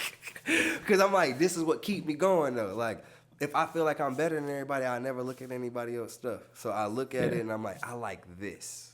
If I can take this, any one thing from like a conversation, a photo I looked at, something online, even in my own work, like, I'm like, I like how I used to do this. I need to re-implement that, right? Man, somebody loved the whole thing. You know what I'm saying? So just to put it out, man, it's too crispy these days, man.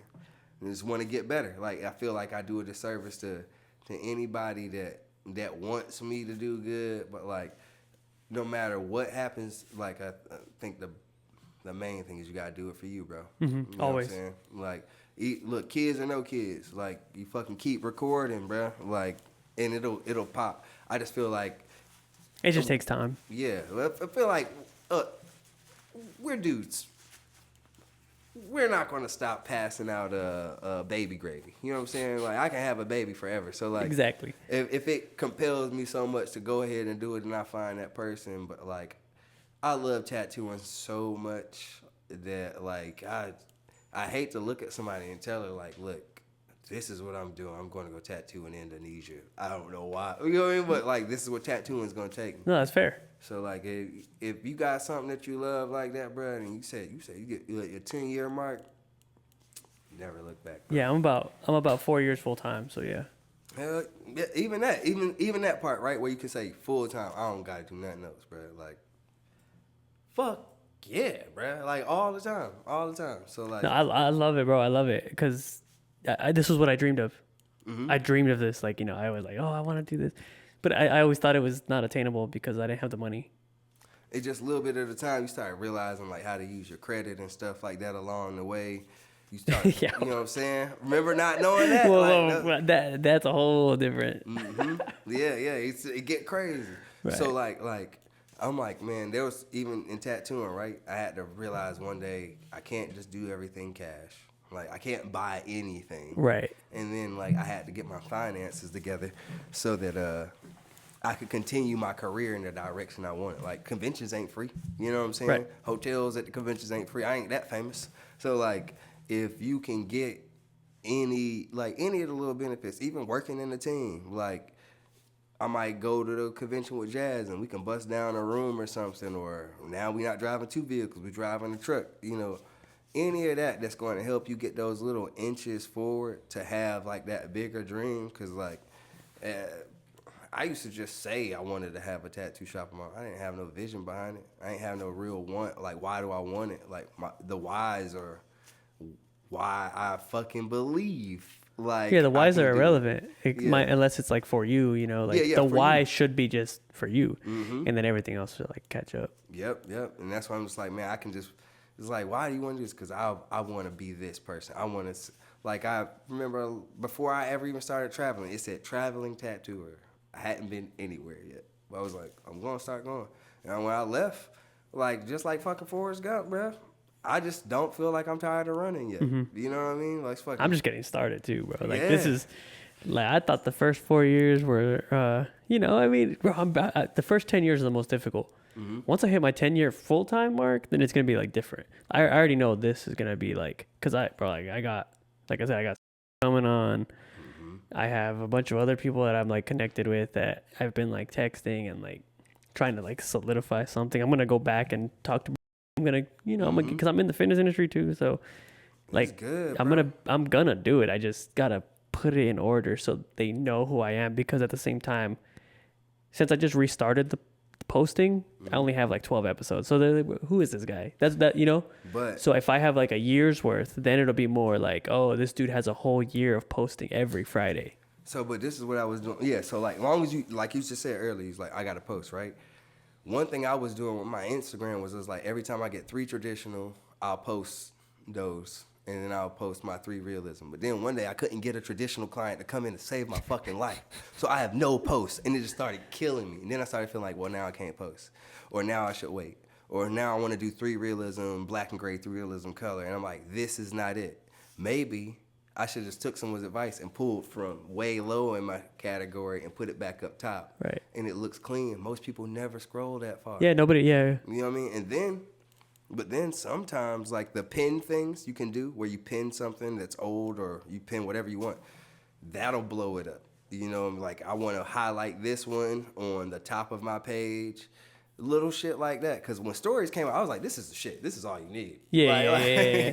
Like it's quick. Because like Instagram, you can have like fucking 5-minute videos now or something. So like, Yeah, you can have like 10.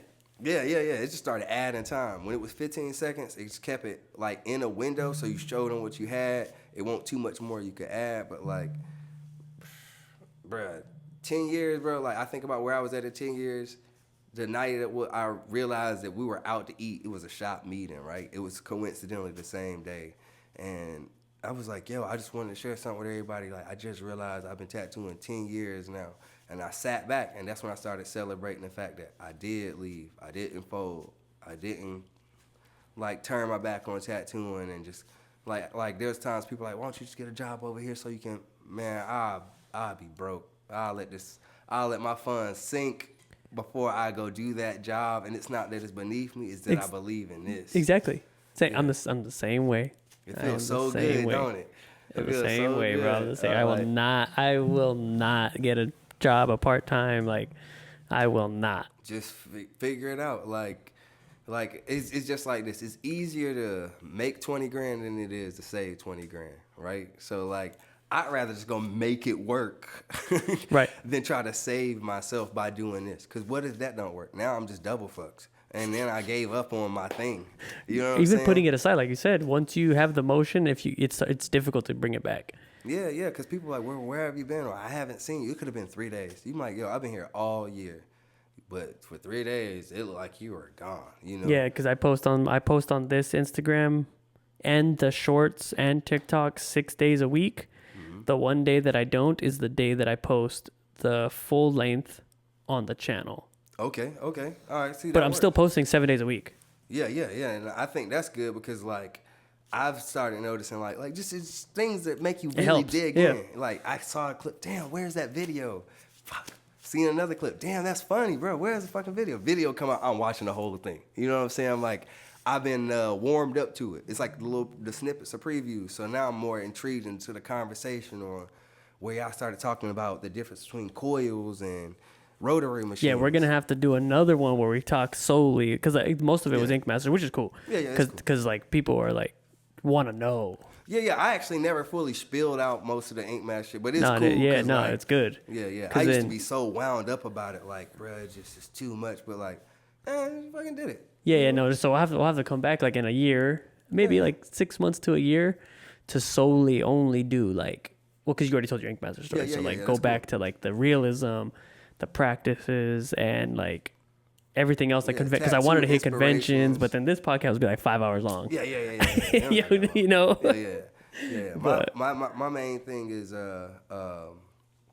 with that, just whatever questions you got, man, just run them shits down with me, bro. Like I could eat this shit up. I was at a convention out here. Because I have all my questions usually. That's why I have my phone. Oh yeah, so I can use it as a guide. The 7 Cities joint they had out here, we were eating dinner afterwards, and these dudes started talking about like workload on tattoo machines.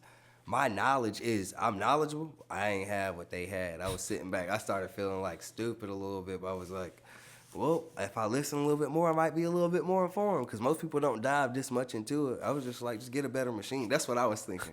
And then I was like, just get something better. It sounds like you're just like diddly-daddling around because it's not that good. But like, I mean, knowing exactly what you're doing, because like that's where, even with tattooing, like I used to just use the coil machines, but then I had to like before Ink Master, I was like, what if they make me take it apart and I got to put it back together? I hadn't done that in years, right? And I was like, yeah, but like I'm telling you, to the last day out before the show, I was Forrest Gumping it. I almost wanted somebody to say, why did you put this machine together so fast? Because you told me to. Like that's how I felt. I was just putting it down. I didn't have to look at nothing. I was like, I can put this motherfucking liner back, no problem. It was a Self Safari machine. I was just doing it. I was like, yo, it takes me 3.5 minutes. And I'm like, it's running. And I was like, challenge never came up. It was pointless waste of time. Yo, that's hilarious. Yeah, bro. Like, that's why I love tattooing, though, because, like, it's certain shit, man, you just willing to die for it, bro. Like, that's why I'm like, man, you doing this, bro? Like, man, I hope you get to interview with every fucking body, bro. And then it's I got a list of the people that I want. Yeah, see? And you do that, and it's just like I got, like, I'm not going to tattoo in every country after COVID. That used to be a thing. But then as soon as I went to Thailand, COVID broke out. I was like, this ain't going to happen. I'm going to put all this shit back in my bag. Like, I didn't know what COVID was. I was like, I fucking tattoo somebody that I get it, I freak out. But yeah, nah, it's the best, bruh. You live in your dream. You get to do what you want. And then you as you go, you start sculpting it out to be everything you ever thought it'd be. And then one day you're just like, damn, like if you're not careful, if you do it too fast, you're like, I need a new goal. Like, you mean I gotta get another height to ascend to? Because I don't ever want to just be sitting back comfortable like this is it. Like, I'm just like, I'm not getting any hoodies for the shop. Nobody cares about the hoodies. Yeah, nah, it does. Like, I can see that logo on yours, you know what I mean?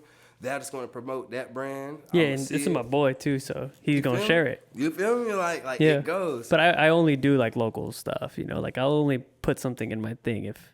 Nah, it's worth it. Yeah. It's worth it. Like, for me, like even, like, this company or my gym, like, I fucking love this gym. Because, like, shit, like, I'll go there, and even for tattooing, I feel like everybody's like, well, you're not worried about your hands? I'm like... After a while, they hurt, but, like, you know, eventually it stops hurting. You just get tough. So, like, fucking, I'm like, I think, like, martial arts share so much with just the grind you have to put into art or almost anything else you really want to be good at. Like, you have to put in this grind. It's just the discipline. Yeah. You having show discipline, up. Showing up. You show up for yourself. Like, and people will follow, bruh. People will follow. Like, there's times where I was like, everybody thought I was so cool. I was so fucking broke, right? Like, I was broke. I didn't have shit together. My credit score was like 320 or something. I'm like, I have no idea how to adult, bro, but I just want to draw. And people are just like, bro, just the fact that you're doing that is so fucking cool to me. And I'm like, no, bro, I need help. Like, yeah. It honestly kept, like, not letting go of that and then figuring out the other things as you go is how you adult. You know what I mean? You get to keep the child part in you. That way I get to create freely. Definitely. So. The child part. Yeah, bro. Like, there's a guy, I remember, I think I was like 9 or 10. I was playing with toys, and this dude was like, "You still play with toys?" I was like, "Yeah." He was like, "You should always play with your toys, bro." He was like, "I'm 30. One of my homeboys still play with toys." I was like, "Oh, this sounds bad as a 9-year-old. I don't want to be 30 playing with toys." But I remember it almost made me want to put it down. But I was like, well, maybe I should enjoy it while I still got it. But that perspective stays with me with, like, the ability to do a tattoo. Like, I broke my hand right before Ink Master. I didn't tell him. I had one of those months I was waiting. I was completely healing up, and I would not take any pictures where they could see my hand. So any pictures they had with me in clothes, I'm kind of like cast covered up. Like, I'm like, oh, no, cast got covered. Like, I was trying to be like, because they're like, yo, you can't come over here with a fucked up hand. That shit hurt so bad. But tattoo with a cast on. Somebody believed in me. I was like, are you fucking crazy? I mean, Kanye did that song with this wire shut. Oh my gosh, yeah, bruh. And you just think, like, there's the shop I was working at in Maryland, bruh. Like, I happened to be in some weird situation where I saved this chick. Some dude on, like, PCP broke in. I saw everything happen. I fucking called to action. I don't fucking know this lady. But when it was all over, I was like, I should have minded my fucking business. But, like, I remember, like, I was like, I got to work today, and it's, like, 7 a.m., and the police are leaving. My fucking eyes red. I got a knot on my forehead. I went into work, and all I cared about was tattooing, right? Like, I just got this work ethic. I just wanted to work, but my customer saw my eyes. He's like, can you see me? And I'm like, yeah, I can fucking see you, bro. I just want to tattoo you. He wouldn't let me tattoo him. And that's when it was like, oh, last night was pretty fucked up. I didn't care about the night. I was like, I guess I got fucked up pretty bad. But, like, fuck, I really wanted to do that tattoo. It was like a Pirates of the Caribbean cover. I'm like, fuck. So, like, but, like, I think about that shit, and it's like, why didn't I just take the day off? You know what I mean? But, like, I think I still have the same principles. If it happened all over again, I'd probably show up to work the next day. Like, right. I can see you. Like, but you look fucked, you know? So, like, but think about it. Like, they even had that movie, Magazine Dreams. I don't know if you've seen it, but, like, dude he's building his body. That shit's 24 hours. Oh, the new, yeah. Yeah. Says this part, he gets his ass beat, still shows up for competition. It's fucked up, but, like, shows up, you know, and even, it's new. Yeah. The hardest parts is like what was it? Baltimore. I did Baltimore. I don't know if I won that year or not, but it was like my dad had passed right before the convention, and I was booked all weekend, and I still had the desire to compete and win. And I don't know if I won or not, but, like, I was there. I was there the whole weekend. You know what I mean? Yeah, because you have to show up, yeah. Yeah. I could have texted anybody and be like, look, this just happened. I'm not going to come. You know, and I think anybody would have been cool. But, like, I remember tattooing, like, those tattoos in specific and just feeling like this is a part where I have to be strong because there's no point in giving up on everything I've done now. And why would I slow down? You know, then you take your time later when you can and you manage that out. But, like, tattooing, bro, gave me so much, bro. Like, and on TV, they'll make you do a bite like it saved my life. I wasn't going to die, but it most definitely made life really fucking cool. So, like, yeah, I could do this shit all day. But yeah, you got any other joints for me, my boy? I don't know. I think that might be cool because yeah. I know we probably went over time. We're at 2.5 hours. No, that's cool. Oh, no, I mean we're actually 2 hours and 45 minutes, almost 3 hours. But no, I was just letting you finish up. Yeah, shit, you got me thinking about my perspective on tattooing. I gotta finish this shit now. I'm like, I feel pretty good about it. Yeah, we're gonna have to go on for another 2 hours. Like I said, we'll spin back. I'll spin back. We'll come out. We'll shoot some. We'll one of your tats. We'll do something. I'll Yeah. come kick it with Jazz. It's only a 4-hour drive. Yeah, man, I can pay you too, bro. Like, I like that shit because it's like me. I was even at a shop before. We had a dude that came and did all the video and stuff. He's like, your pictures suck. I was like, well, help me. Like, but he would never show up. So I was like, no, I would even do like monthly stuff where I would come for a few days because like that's how I'm serious. I take it serious. So like I have clients that I'm trying to get like in Vegas. I'm trying to get like certain clients to do monthly stuff where I come out for a week and then just film, give them a month's worth of content. I will shoot you as many people as I can. Especially like, look, I'll take a clip that you done put up or whatever. I'm gonna send him like, look, holler at my boy. He said he about to be in Phoenix. You over in Bakersfield or something. I don't know how far that is, but Well, like, either way, I could go anywhere. yeah. I'm like, hey, look, you on his side because like, there's one of the tattooers I want to do a collaboration with. When he come here, if you ain't already met him before, most definitely like he's always at the conventions. You probably seen his dude long dreads, fucking kills, fucking makes me get better because when I see it. We're at a convention. I'm like, I have to compete with you. Right. Like, that's my dog. So, like, but it's never been, like, any negative. He just want to be the best. Like, Yeah, no, for sure. Yeah, that's how I am, too. But, yeah, no, I'm always down to, like, work as long as it's makes sense. Yeah. I'll send as many people that, like, just let them know, look, make sure you pay him. And he going to be there or you in that area or if you at this event, like, because it's people everywhere. I really need to dive into the West Coast more, but like for what you doing, you need help with that, bro. I don't mind telling people. Oh yeah, that would be sick. Just to get people around, so I could just travel and stuff. And it's a dude in Jersey. I know it'd be cold, but like, nah, I'll drive up. I don't like a dude. Like the chick that I did, or the chick, not that I did, the chick that I interviewed. It's like, yo, I'm done with that. But yeah, the chick that I interviewed earlier, she was like, yo, I know this dude that might be down, but he's in. I was like, set it up. I'll drive up there tomorrow. Yeah. Like that, and I was like realistically, I would if I didn't have commitments to be in Charlotte tomorrow. But that's just how serious I am. Isn't Gian in sometimes? He's in Concord. Is that New Hampshire?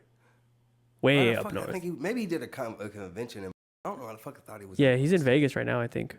Yeah, nah, they kill it over there. The Vegas tattoo scene was crazy for me. But in Jersey, there's a dude. He's got a knack for getting backstage with people. So like I think he either tattooed Chris Brown or supposed to, and then I think that the dude Halo I said that was from Ink Master, he ended up tattooing Chris Brown. My homie sold a tiger to Tyga. What? You supposed to record that whole situation? Oh yeah, no, this was way before I met him because he helped shoot the music video for the song "Loyal" with Chris Brown, Lil Wayne, and Tyga. Bruh, and they brought an animal on set, and then homie, it's on the news, like my homie, and I'm gonna interview him soon, and I'm gonna have him talk about it. But it's like federal charges and everything. Bruh, that's crazy. Yeah, I think like just getting to be in that space and just sitting them down, cause like everybody just a normal person, bruh. Like there's nobody that's. Some people seem like it, like Prince. He just seemed like he had an aura about him that was too crazy, but it's a normal. Yeah, nah, everybody's a normal dude. As long as you don't like fanboy over them, then they're gonna be chill. But yeah, no, I think we hit everything that I wanted to hit for my notes and stuff. Hell yeah. And then I try to stay on track, but it's just, I think about how shit connects. I'm a big nah, it's good because the more dialogue for you, the better, because then it could I could chop it up however I want, throw it in there, get the most the cool stuff, and then if people want to watch the whole thing, they got 3 hours, and then it helps with my watch time. So yeah, and I'll post it, and then like what you call it, like everything I'm trying to put out was where it'll like feed out more. So like once I'll probably, because I gotta edit and all that, but once I get it all done, then once we're done here, I'll show you how I do it, and then if you're open to that, then yeah. I'm with all of this shit, bro. But yeah, do you have anything else? I mean, you could let them know how to find you if they made it this far. If you made it this far, you can go to my website at Servone Tattoos. You can email me at Servone Smith Tattoos at gmail.com. I am the owner of Chaka Tattoo Studio. You'll be able to find me online. Just Google me.